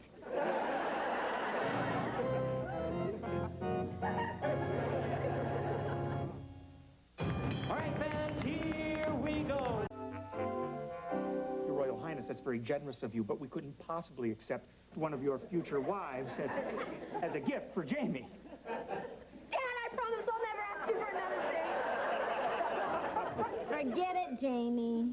Mr. Lawson, as I have mentioned, to refuse a gift from His Royal Highness would be an unspeakable insult. Well, I understand that, but a wife for my 13-year-old son is just out of the question. But they are twins. I have a spare. Well, thanks, Your Highness, but we wouldn't want to break up a match set. In that case, I'm afraid any business dealings with your company are out of the question. Arabo, welcome to the family. Dad. Oh, thank you, Dad. I don't care if I ever get a dog. Well, now that that's settled, I'm sure His Royal Highness would like to see the rest of our home. Yes, I would like that. Well, Jamie, while I'm doing a little business with Mustafa, why don't you and Vicky show the sheikh around the house?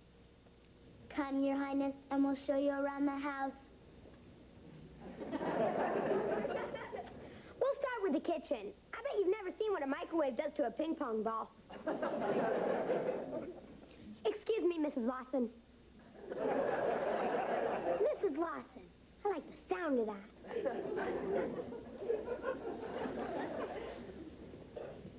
Mustafa, we certainly don't want to offend His Royal Highness, but in our country, a boy Jamie's age simply can't have a wife. Isn't there anything that you can do? Mrs. Lawson, in our country, we have a saying, never pitch a tent when the desert wind blows sand across a camel's foot.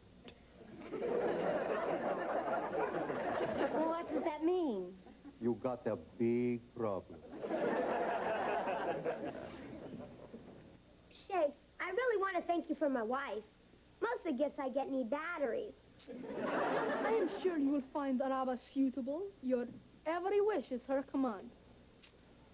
For example, say you have a small hunger, you desire sweet cake. Simply clap your hands and say, sweet cake. Here is your sweet cake, Shake. I threw in the milk, Shake. Why, thank you, Vicky. Your sister is exceptionally obedient. Obedient? That's her. She'd stand on her head for you. Well, let me show you the rest of the... Look! Amazing! Mustafa, there must be some way of solving our problem without jeopardizing any business with my company.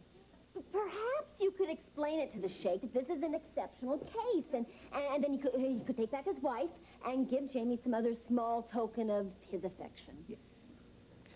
Perhaps His Highness could give Jamie an oil well. How does that sound? Very affectionate. And the bedrooms and stuff are this way, Shake. One moment. Mustafa. Yes. American women are quite different than I have been led to believe. I am now considering taking one for a wife. Splendid, Your Highness. Don't you agree, Mrs. Lawson? Yes, of course. Well, I think it would be excellent for relations between your country and ours. I am pleased that you feel that way. Because, for my wife, I choose Vicky. Vicky? She is so obedient. Your Royal Highness, we're very flattered, but that's just not possible. Dad, the guy's a Shake. He can do what he wants. Your Highness, you don't understand. I understand completely. You wish to throw a multi-million-dollar contract for your company. You'll be soldering circuit boards in Okinawa. You would not want to lose that contract, now would you, Mr. Lawson? No, certainly not. I will expect you tomorrow night at my hotel suite at 7. At that time, I will present my bride-to-be with a ring of engagement. Until tomorrow.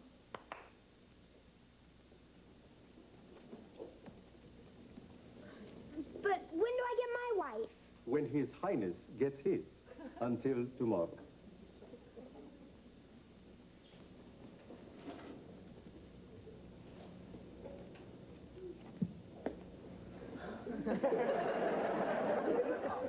Nice going, Ted. You married off both of our kids in one night. Just relax, Joan. There is a way out of this. Who wants a way out? Now, the Sheikh is impressed with Vicky because she's so obedient, right? Right.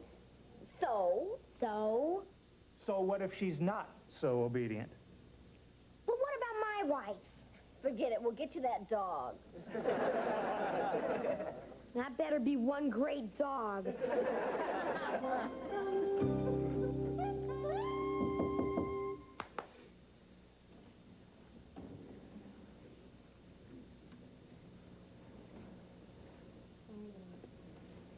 But where is my bride-to-be? Well, she's right here, Your Royal Highness. Vicky?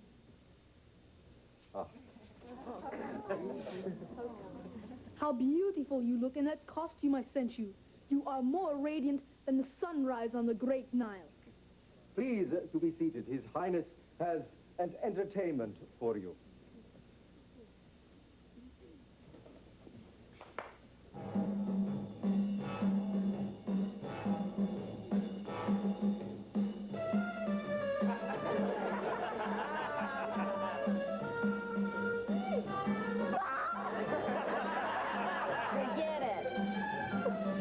Delightful, yes?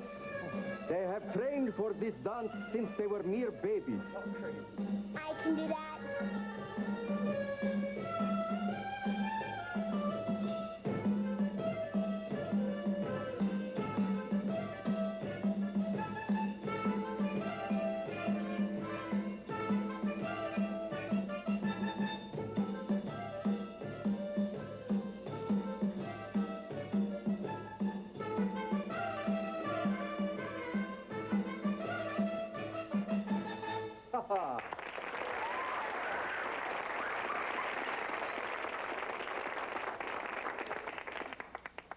She's not only beautiful and obedient, but talented as well. And now, Vicky, to make our engagement official, I present you with this bauble. Look at the size of that sucker. That's some bauble. You call this piece of Coke bottle a ring? I've seen better rings around a bathtub. I will excuse your outburst this once, Vicky. You may sit next to me and fluff my pillows. Fluff your own pillows, turkey. Young lady, that is no way to speak to His Royal Highness. Who asked you, camel breath? What has happened to her? Vicky, if you are to be my wife, you must do as I say. Fluff my pillows. You clap your hands at me one more time, Buster, and I'll fluff your mouth. Now fill me a grape. I'm starved. This is terrible. I cannot take a wife like this. I would lose the respect of my people and be disgraced. 1,000 pardons, O great lion of the dunes. But if you were to break your word by ending the engagement, you would also be disgraced. Mustafa, maybe there's a way out of this predicament. If we could arrange a simple exchange of gifts, then His Royal Highness wouldn't be disgraced. Like trading Vicky for Jamie's wife, Araba. Can't we make that Vicky for a wife to be named later? You would not be insulted by such an arrangement? Well, normally, yes, but since it's between such good friends... That is very gracious of you. And in the spirit of friendship, the contract with my country is yours. Well, that's great. Thank you. And now, Miss Vicky, since the engagement is off, perhaps you would like to return the ring to His Highness. Are you crazy? Look at the size of this sucker.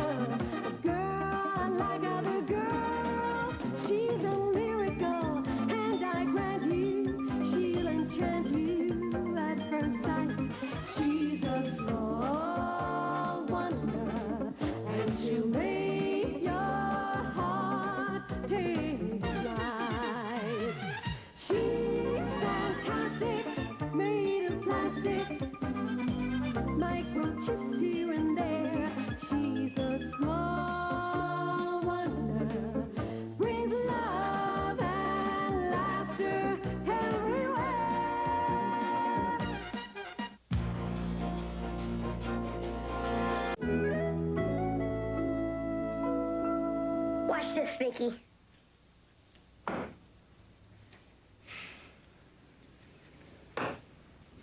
Bullseye! How about that, Vicky? Big deal. Oh, yeah? Let's see you do it, wise guy. I only need one.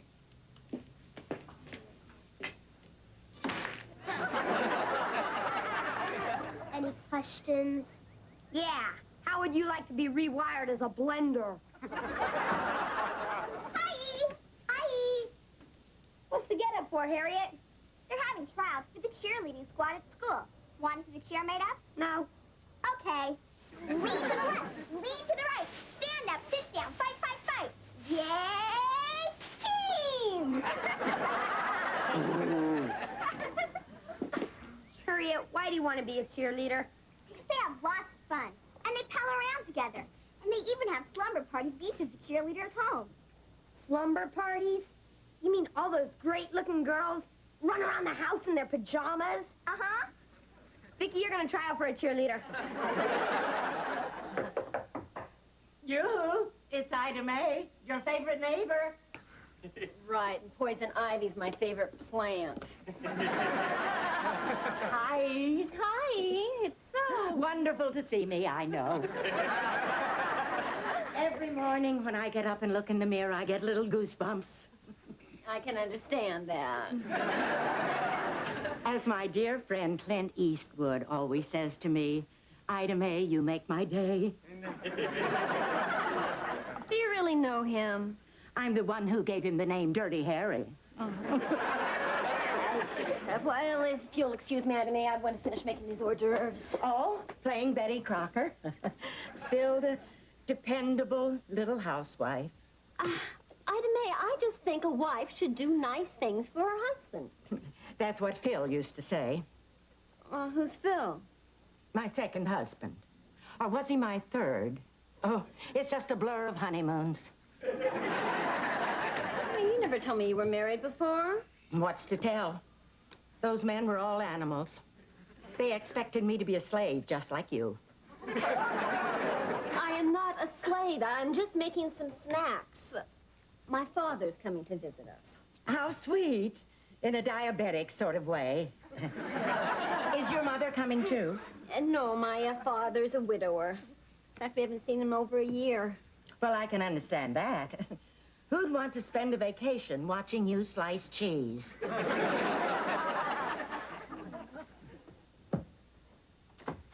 Here we are, Dad. Welcome to my home sweet mortgage. Say, there's my darling little granddaughter. Hi, honey. Hi, honey. Come on over here, Vicky, and give your grandpa a great big hug. A great big hug.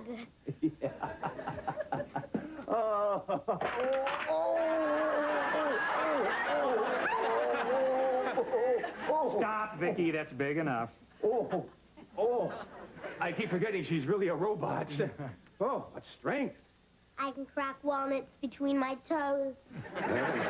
Tony, we're back. Grandpa! Davy boy! Oh, my goodness, look at you. You're growing like a weed. And so handsome. Yeah. And Vicky, you're growing like an erector set. Yeah. Daddy, oh, Daddy! Jody. Welcome. Oh, how's my beautiful daughter? Oh, and who's this? Oh, this is our neighbor's sister, Ida Mae Brendel. Ida Mae. This is Joan's father, Dr. Jim Anderson. Always a pleasure to meet a charming lady. Oh, yeah? Well, if you're trying to make a pass, Buster, you can just... Did he say doctor? How nice. Doctors do very well, don't they? Well, I get by. Jamie, Vicky, would you go in the kitchen and finish making those hors d'oeuvres, please? Sure, Mom. Come on, erector set. Okay, weed. Ida Mae, listen, if you don't mind, Dad's had a long flight, and I'm sure he'd like to relax. Oh, I don't mind at all. Come on, let's relax. Dad, it's so good to have you here. Oh, you just look wonderful. Well, thank you. I feel wonderful. That's because I exercise, eat properly, and never go near a doctor. Well, I haven't been feeling so well myself. It's such a comfort knowing there's a doctor right next door who can check my heart. Which right now is fluttering like a hummingbird's wings. So, what's happening back home, Dad? Yeah, how's the doctor business? You, keeping them in stitches? Well, to tell you the truth, Well, I heard the funniest story the other day from my dear friend, Jonas Salk. Jonas Salk? You mean Dr. Salk? You know him? Well, ever since he was a skinny little kid with acne. You know, I couldn't have been more surprised when he invented a cure for polio. I thought it would be for pimples. So, Dad, have you seen there's stories I could tell you about dear Jonas. Well, I'd like to hear them sometime. What about tonight over dinner? Well, I'll pick you up at 7. 7? Joni, you didn't tell me your daddy was such a fast worker. Bye, Jimbo. Listen, Dad, we're really sorry about... You know, you don't have to go out with her tonight. Well, I wouldn't want to be rude. I mean, she is your friend and neighbor. Besides, it's only dinner. I mean, what harm can come from grabbing a quick bite? Remember Jaws?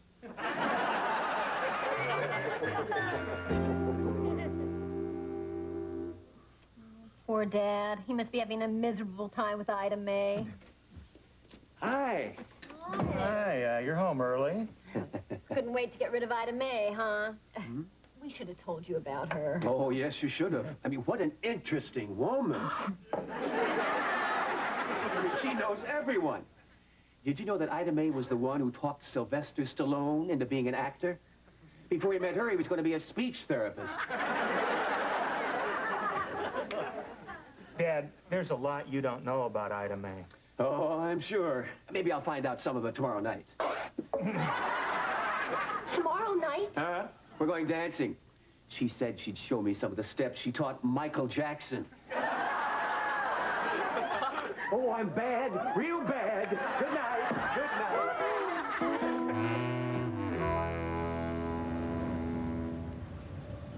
There's Debbie Barnhill. Man, she is so... I can't find the word. Try developed. I'd sure like to ask her out, but she only dates 9th grade hunks. And you're an 8th grade flunk. Oh, yeah? Catch this action. Hi, Debbie. Hi! Remember me? Jamie Lawson, I sit next to you in math. Wow! Far out! Who cares? I understand completely. You don't want it to look too obvious that you liked me. Oh, gang with a spoon.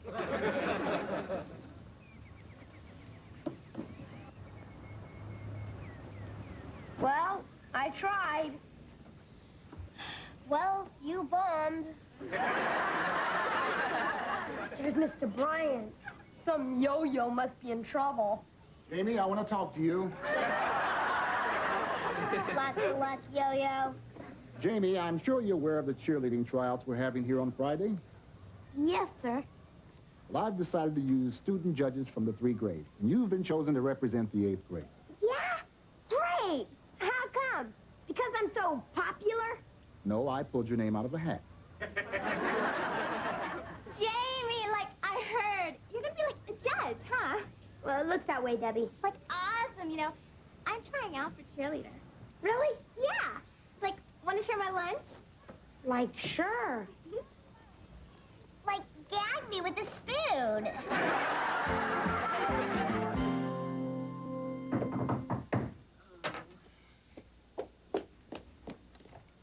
Hi. Oh, hi. Is my Jimbo here? No, Jimbo is playing golf, though, with Teddo. That's the 3rd time this week, oh. Well, he won't have time for foolish games like that afterwards. Afterwards? After we're married. Married? Did my father ask you to marry him, Ida May? Well, no, but he will. And please, forget the Ida May. You can call me Mommy Dearest. Tonight, Homer gets a new job as Mr. Burns' assistant. Ted! You see what you made me do, Joan? Well, how can you practice golf at a time like this? Ida May thinks she's going to marry my father. Joan, what Ida May thinks isn't important. It's what your father thinks that counts. Oh, honey, Ted, I forgot to mention I can't stay for dinner. I'm taking Ida May out. Dad, you've seen Ida May every night since you've been here. Do you really like her that much? Oh, she's a million laughs. I've been a widower so long, I forgot how much fun it is to date. Yeah, well, dating's one thing, but you're not thinking about maybe marrying again, are you? Well, if the right woman came along, I might take another dip in the sea of matrimony. Who knows? Well, I better get dressed. Did you hear that? He said, who knows? Joni, who knows doesn't mean a thing. It's I do that does all the damage. Just stop jumping to conclusions, okay? I'm not. Ida May has him completely hoodwinked. Oh, with us, she's Godzilla. With him, she's Gidget. Where are you going, handsome? Debbie finally agreed to go out with me. Guess my macho image and great personality. And because she's trying out for a cheerleader and you're a judge. Honey, it sounds like she's just using you to get your vote. And she's doing a bang-up job of it. Till you stop that. You know that Ida May doesn't love him. She's just after him because she knows that a doctor makes a good living. And she's doing a bang-up job of it.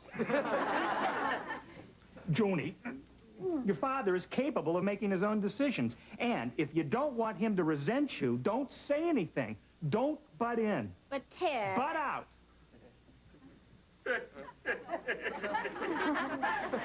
Well, I don't care what your father says. I'm not going to let that vampire sink her teeth into my father. Dad said to butt out. Well, what your father doesn't know won't hurt him. And with your help, Vicky, I just might be able to convince Ida May that my dad isn't the great catch that she thinks he is. Okay? Like, wow, like far out, like who cares?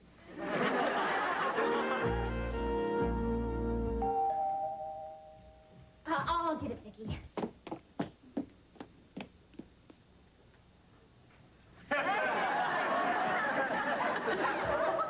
It's the vampire. And you know what to do. I know what to do. Hi. Hi. Hello, Vicky. Hello, vampire. Oh, won't you please sit down, Ida May? My dad will be right out. Oh, thank you. Listen, I hope you don't go too crazy giving me expensive presents. Expensive presents? Next Mother's Day. I won't, Mommy dearest. You know, it's going to seem strange having a daughter-in-law older than I. Oh, hi there, Ida May. Jim will be right out. So where are you two crazy kids going tonight, huh? Mud wrestling? He told you. Honey, would you go tell Dad that she's here? Sure. Well, Ida May, my father and you have certainly hit it off. Oh, yes, that dear man. He's so sweet, so generous, so handsome. So broke. Broke? Vicky, you're not supposed to talk about that. My Jimbo's broke. Oh, that's a joke, right? It's not a joke. I'm afraid not. But I'm sure things will be better once that malpractice suit is settled. If it doesn't wipe him out. Malpractice suit? Oh, it's just a money-hungry patient. But Dad says they don't have a leg to stand on. That's why they're suing. Isn't he insured? Oh, I'm afraid he couldn't afford it. I mean, after all, my dad is just a country doctor. Some of his patients pay him in chickens. Chickens? Instead of big bucks, he gets big clucks. Oh, but I'm sure it makes no difference to you, Ida May, that my father's practically a pauper. Pauper? What on earth are you talking about, Joan? Dad, well... Joan, what have you been telling Ida May? Nothing. She told her grandpa gets paid in chickens who are being sued for malpractice. What? Jim, let me put this as delicately as I can. Financially, are you in the toilet? Well, let me answer you delicately. Financially, I'm flushed. Well, I didn't doubt it, not for a moment. Joan, what did I tell you about butting in? Just trying to protect Dad. She didn't want him marrying the vampire. Now, Joni, whom I marry is my business. You tell him, Snooky Wookums. Even if it's the vampire. That's a lovely compliment. Well, however, the fact is, I have no intention of marrying Ida May or anyone else. What? You mean you were just toying with my affections? And all the while you had no intention of taking advantage of me? Ida May, I never promised you anything more than a good time. Oh, you tell her, Dad. Ow. Goodbye, you quack. Say, did I lead her on and not realize it? No, Dad. No, Dad. She's just looking for a man to support her in the style to which she's dying to become accustomed. Well, anyway, now I'll have more time with Jamie and Vicky. Right, honey? Right, Snicky Bookums. Well, now we're down to the final 3 contestants for the 2 open places on the Grant Junior High cheerleading squad. Next, we have Debbie Barnhill.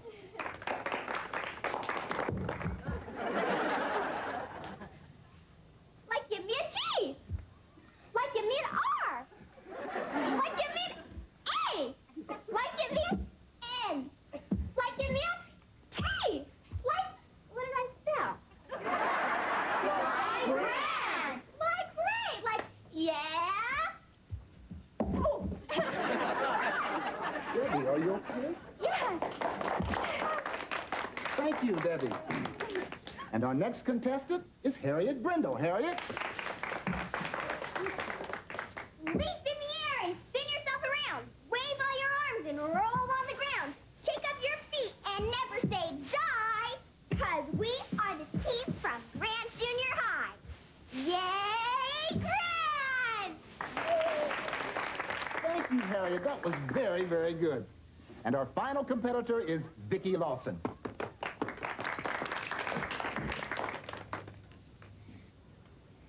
Grant's the best from here to Maine. Opponents all go down the drain. We always win, come sun or rain. So climb aboard the victory train.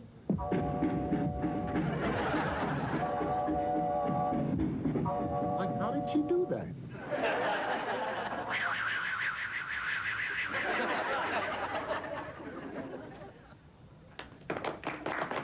Vicki! That was something else.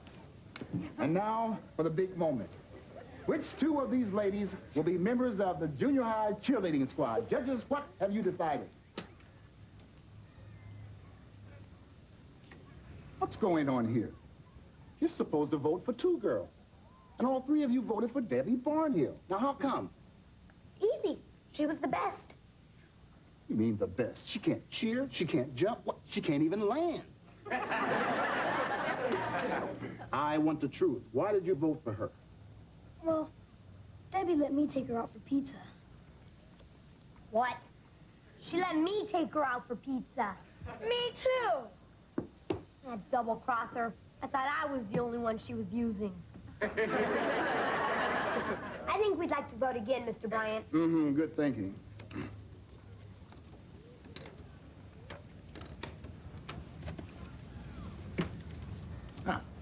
I am pleased to announce that the new members of the cheerleading squad are Harriet Brindle and Vicki Lawson. Thank you all for trying out. You were very good. Like, barf me out! Like, I ate all that pizza for nothing. Like, I got cramps. Like, I never want to see you again. But Debbie! Don't worry, Jamie. You always got me. Like, barf me out.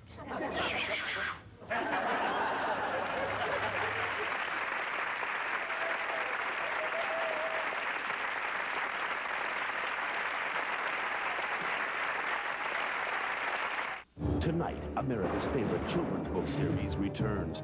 She's a small wonder, pretty and bright with soft curls. She's a small wonder, a girl unlike other girls. She's a miracle, and I grant you, she'll enchant you at her sight. She's a small wonder, and she'll make your heart take flight.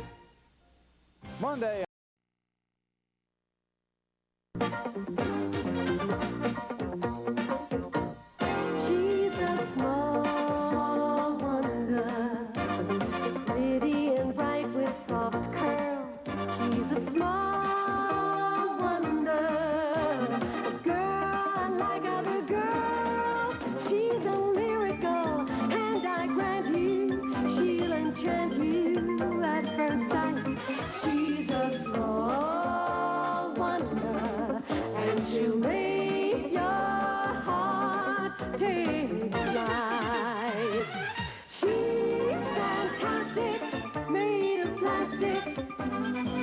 microchips here and there. She's a small wonder, brings love and laughter everywhere.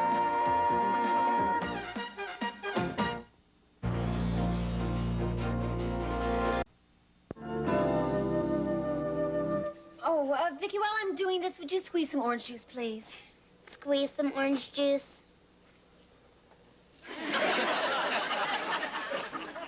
Thanks. You'll always be my main squeeze, but use the regular juicer, all right? Mom, what's Dad doing in the garage? He wouldn't let me in to get my bike. Yeah, I know. I had to get something out of the car, and he wouldn't let me in either. Hey, everybody, your attention, please. I have something to show you. Oh, what is it, honey? What is it, honey? I'd like you to meet the new and improved Vanessa. Oh, no. Say hello, Vanessa. Hello, family. It's so good to see you again.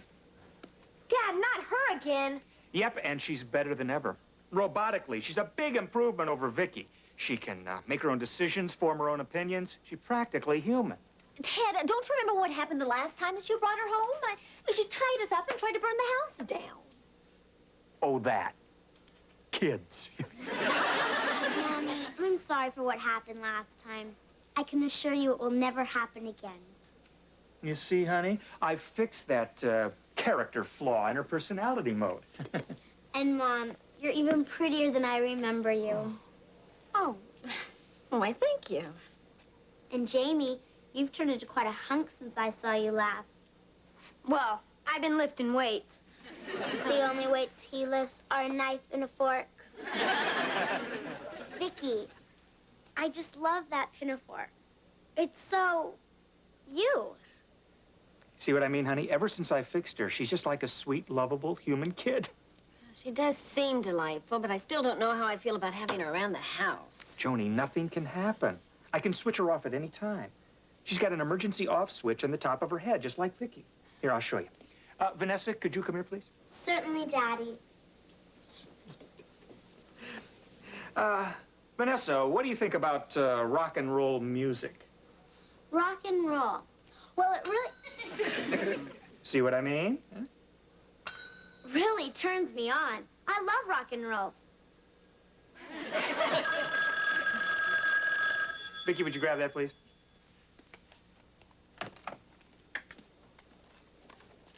Hello? Oh, Mr. Jennings. How are you? Uh-huh. Uh-huh. You mean tonight? Well, sure, no problem. Yeah, oh, no, you can count on me, sir. And, yeah, and thank you for the opportunity. Bye. Well, don't just stand there. Start packing. Packing? For what? We're going to Hollywood. Hollywood? Wow! Why? Well, it seems they're making a TV movie about a robot, and it broke down. So they called United Robotronics to send out an expert to fix it, and the boss picked me. Why? That's really exciting. Boy, we get to see all the movie stars. What's a movie star? A movie star is someone who works a few hours a week saying words that someone else thought up and then gets paid a fortune. Then they're on Lifestyles of the Rich and Famous. A movie star sounds like a good thing to be. I'll go to Hollywood and become a star. You're not going anywhere until I'm finished testing. But I want to become a star. I want to be on Lifestyles of the Rich and Famous. Sorry, Vanessa, no way. I said I'm going. Any questions, Daddy? Daddy, you remember that little character flaw you fixed in Vanessa? Mm-hmm. It's back. I'm going to Hollywood and nobody can stop me. Ow! I wouldn't do that if I were you, Daddy.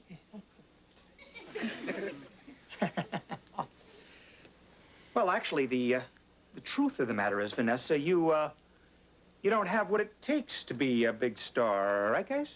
Right. Yeah. Yes, I do. I'm smart, I'm talented, and I'll step on anybody who gets in my way. Well, you got me there. But in order to be a big star, you have to be in top physical condition, right, guys? Mm-hmm. I'm in better shape than Arnold Schwarzenegger, and stronger, too. Oh, really? I bet you can't bend over and touch your toes without bending your knees. Of course I can. Watch. Way to go, Dad. Ted, I have had it with Vanessa. She's got a bad seed in her circuits. I want you to dismantle her forever. Joni, look, we got a plane to catch. I'll put her in Vicky's cabinet until we get back, huh? Come on, let's start packing.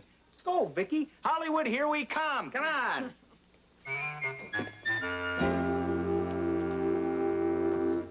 There.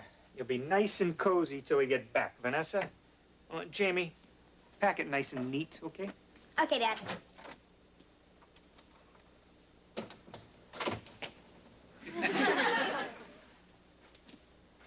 Hi. Not now, Harriet. I'm busy packing. Packing? Where are you going? Hollywood. Dad's got to do some work out there, and he's taking us with him. Jamie, you can't go to Hollywood. Beautiful gold diggers will throw themselves at you and take you for every cent you've got. That's my job. What are you doing, Harriet? I'm going to stay with you until you leave. In that case, I'm leaving. You just don't appreciate me. Hey, maybe if I hang up all his clothes, he will. No way will I do this after we're married. Guess everything goes into this cabinet. Vicky, what are you doing in there? Vicky! Vicky! Are you all right, Vicky? I'm not Vicky. I'm Vanessa. Vanessa? Oh, I get it. When you go to Hollywood, the first thing you do is change your name. When I become a big movie star, I'm going to call myself Tallulah. I love you, Red. What will happen to me if you go? Frankly, Tallulah, I don't give a darn. I'll tell Jamie I'll see him later. See ya. Here's looking at you, kid. Humans are really weird. Maybe they taste good.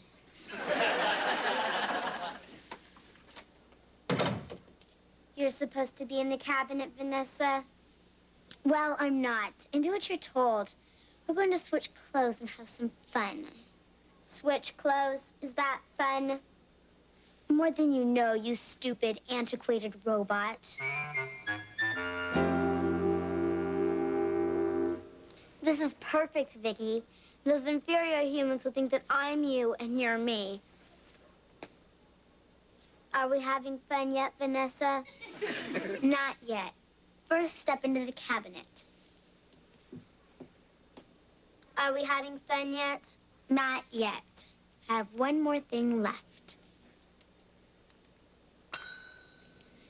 Now we're having fun. Look out, Hollywood. Here comes Vanessa.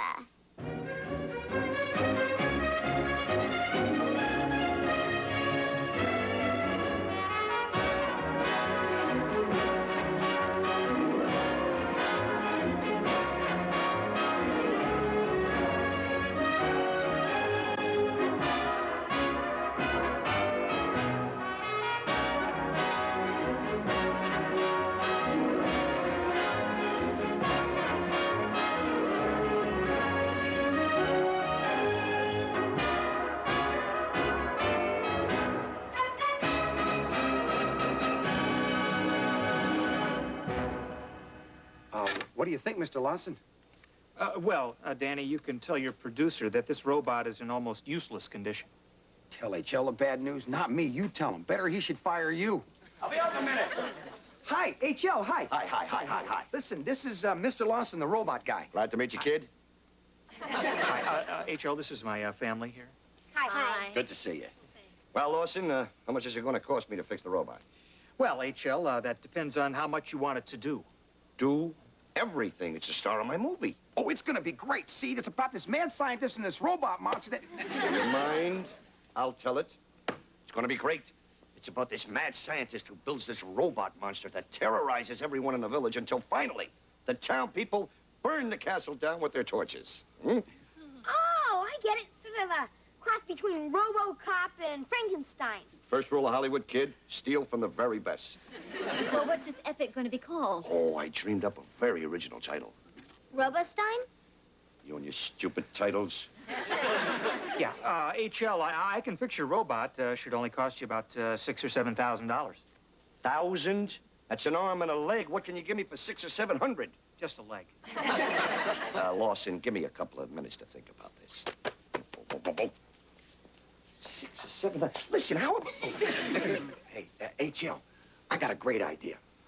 We forget about the robot, hire an actor dressed up like a robot. What are you, an idiot? Here's what we'll do. We'll forget about the robot, hire an actor dressed up like a robot. Great idea, HL. That's why I get the big bucks. Mr. HL, when's this going to be on TV? Oh, it's going to be on... HL. Mm-hmm. So, you, like monster movies, huh, kid? Oh, yeah, they're my favorite. Oh, yeah, Vicky, too. I guess all kids love them. Hey, HL, that's it. We aim the movie to kid audience and get a kid to play the robot. What, are you an idiot? Here's what we'll do. We'll get a kid to play the robot and name the movie at a kid audience. Great idea, HL. Now, where am I going to find the kid? I'll make her a star. I want to be a star. HL, listen to that. She sounds just like a robot. She could be the kid. I'll decide who the kid is. The star of my new movie is that girl. Small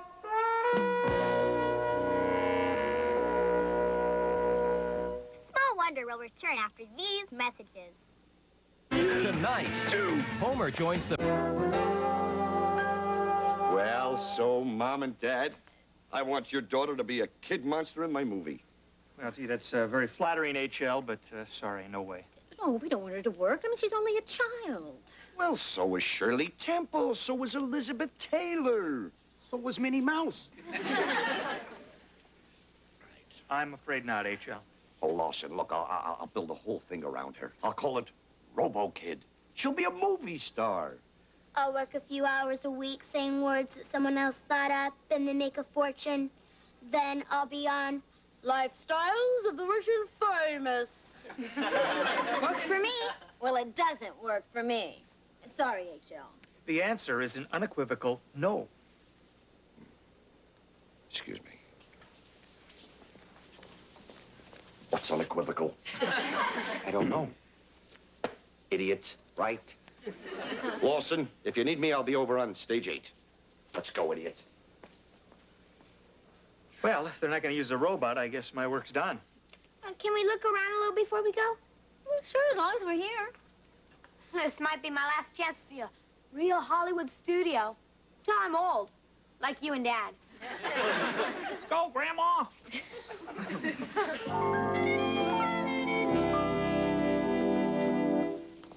Man, this dungeon is fresh. It looks so real. Yeah, too real. Gives me the creeps. Come along, Igor. We must give the prisoner his daily meal and torture. Walk this way. Certainly, Master. Guys. Oh, hello. Look. A chain smoker. Yeah, really. What are you doing, Vicky? Oh, she's just getting caught up in the act. What's the sweetheart? Put the key back in the door and let us out, okay? Fat chance, turkeys. I'm going to be a star, and you can't stop me. What? I said I'm going to be a star.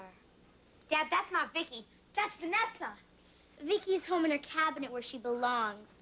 I fooled you, humans. Vanessa, listen, I order you to open this door right now. With you out of the way, I'm going straight to the top. Ted, but we're trapped in here. Yeah, we're gonna end up like that guy on the wall. Listen, would you two just take it easy? It's a big studio. Lots of people walk by and they'll see us. So just don't panic, okay? Okay. Okay.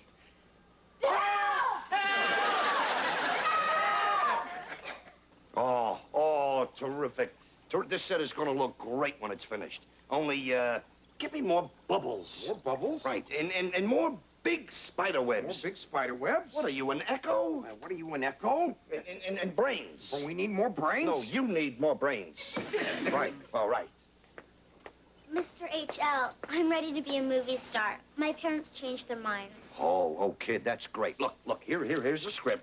Now, you study this for a couple of hours, and then we'll give you a screen test, okay?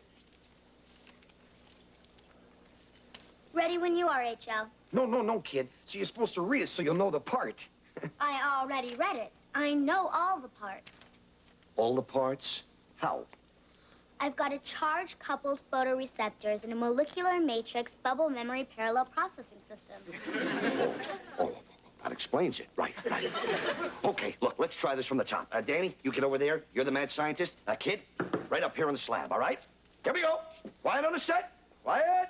And action. It's alive. It's alive. I love you, Rick. What will happen tonight when you go? Cut. Hey, kid, look, don't pad your part. Just say what's in the script. Now, remember, you're Robostein. You're a kid robot.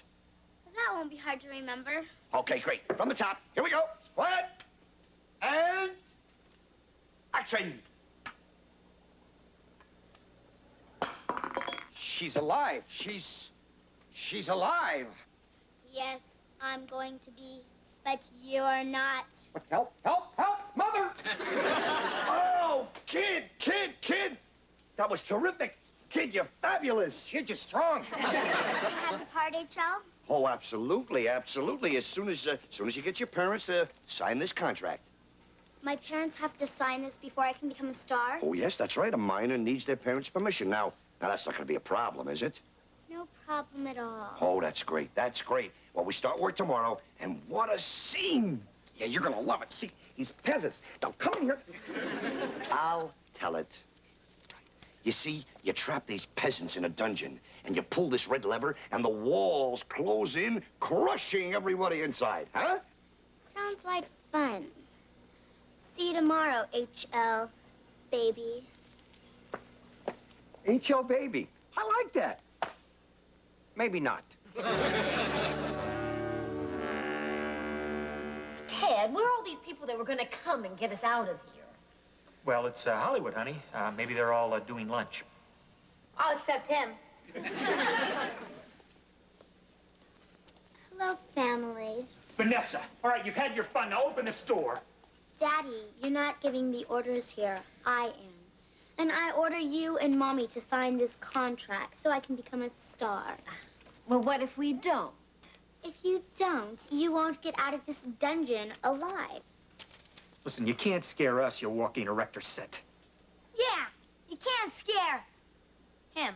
Oh, can't I?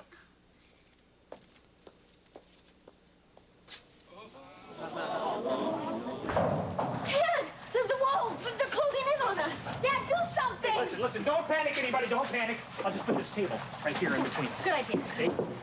There, that'll stop them. Where do we sign? That's better. Sign it the X. Okay. There. Okay, there, it's signed. That's better. See you. Wait, Vanessa, aren't you forgetting something? Oh, right. That's all we have, Gino! That's showbiz. What is going on here? What is all this yelling? What are you doing? Just having a few laughs. Oh. Oh, my set! My set! It's styrofoam. How much could it cost to fix? Wow, well, there's no money in the budget for styrofoam. Well, blame it on Vanessa. What? Who's responsible for hiring this set wrecker?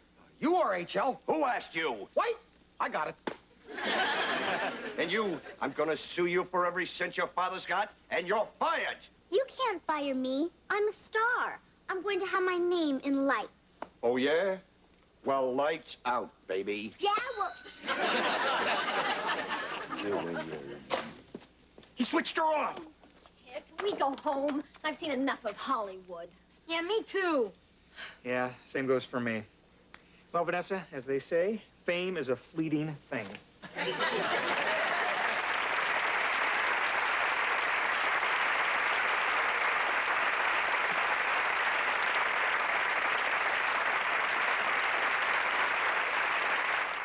And now, a fun report from Six Flags. She's a small wonder, pretty and bright with soft curls. She's a small wonder, a girl unlike other girls. She's a miracle, and I grant you, she'll enchant you at first sight.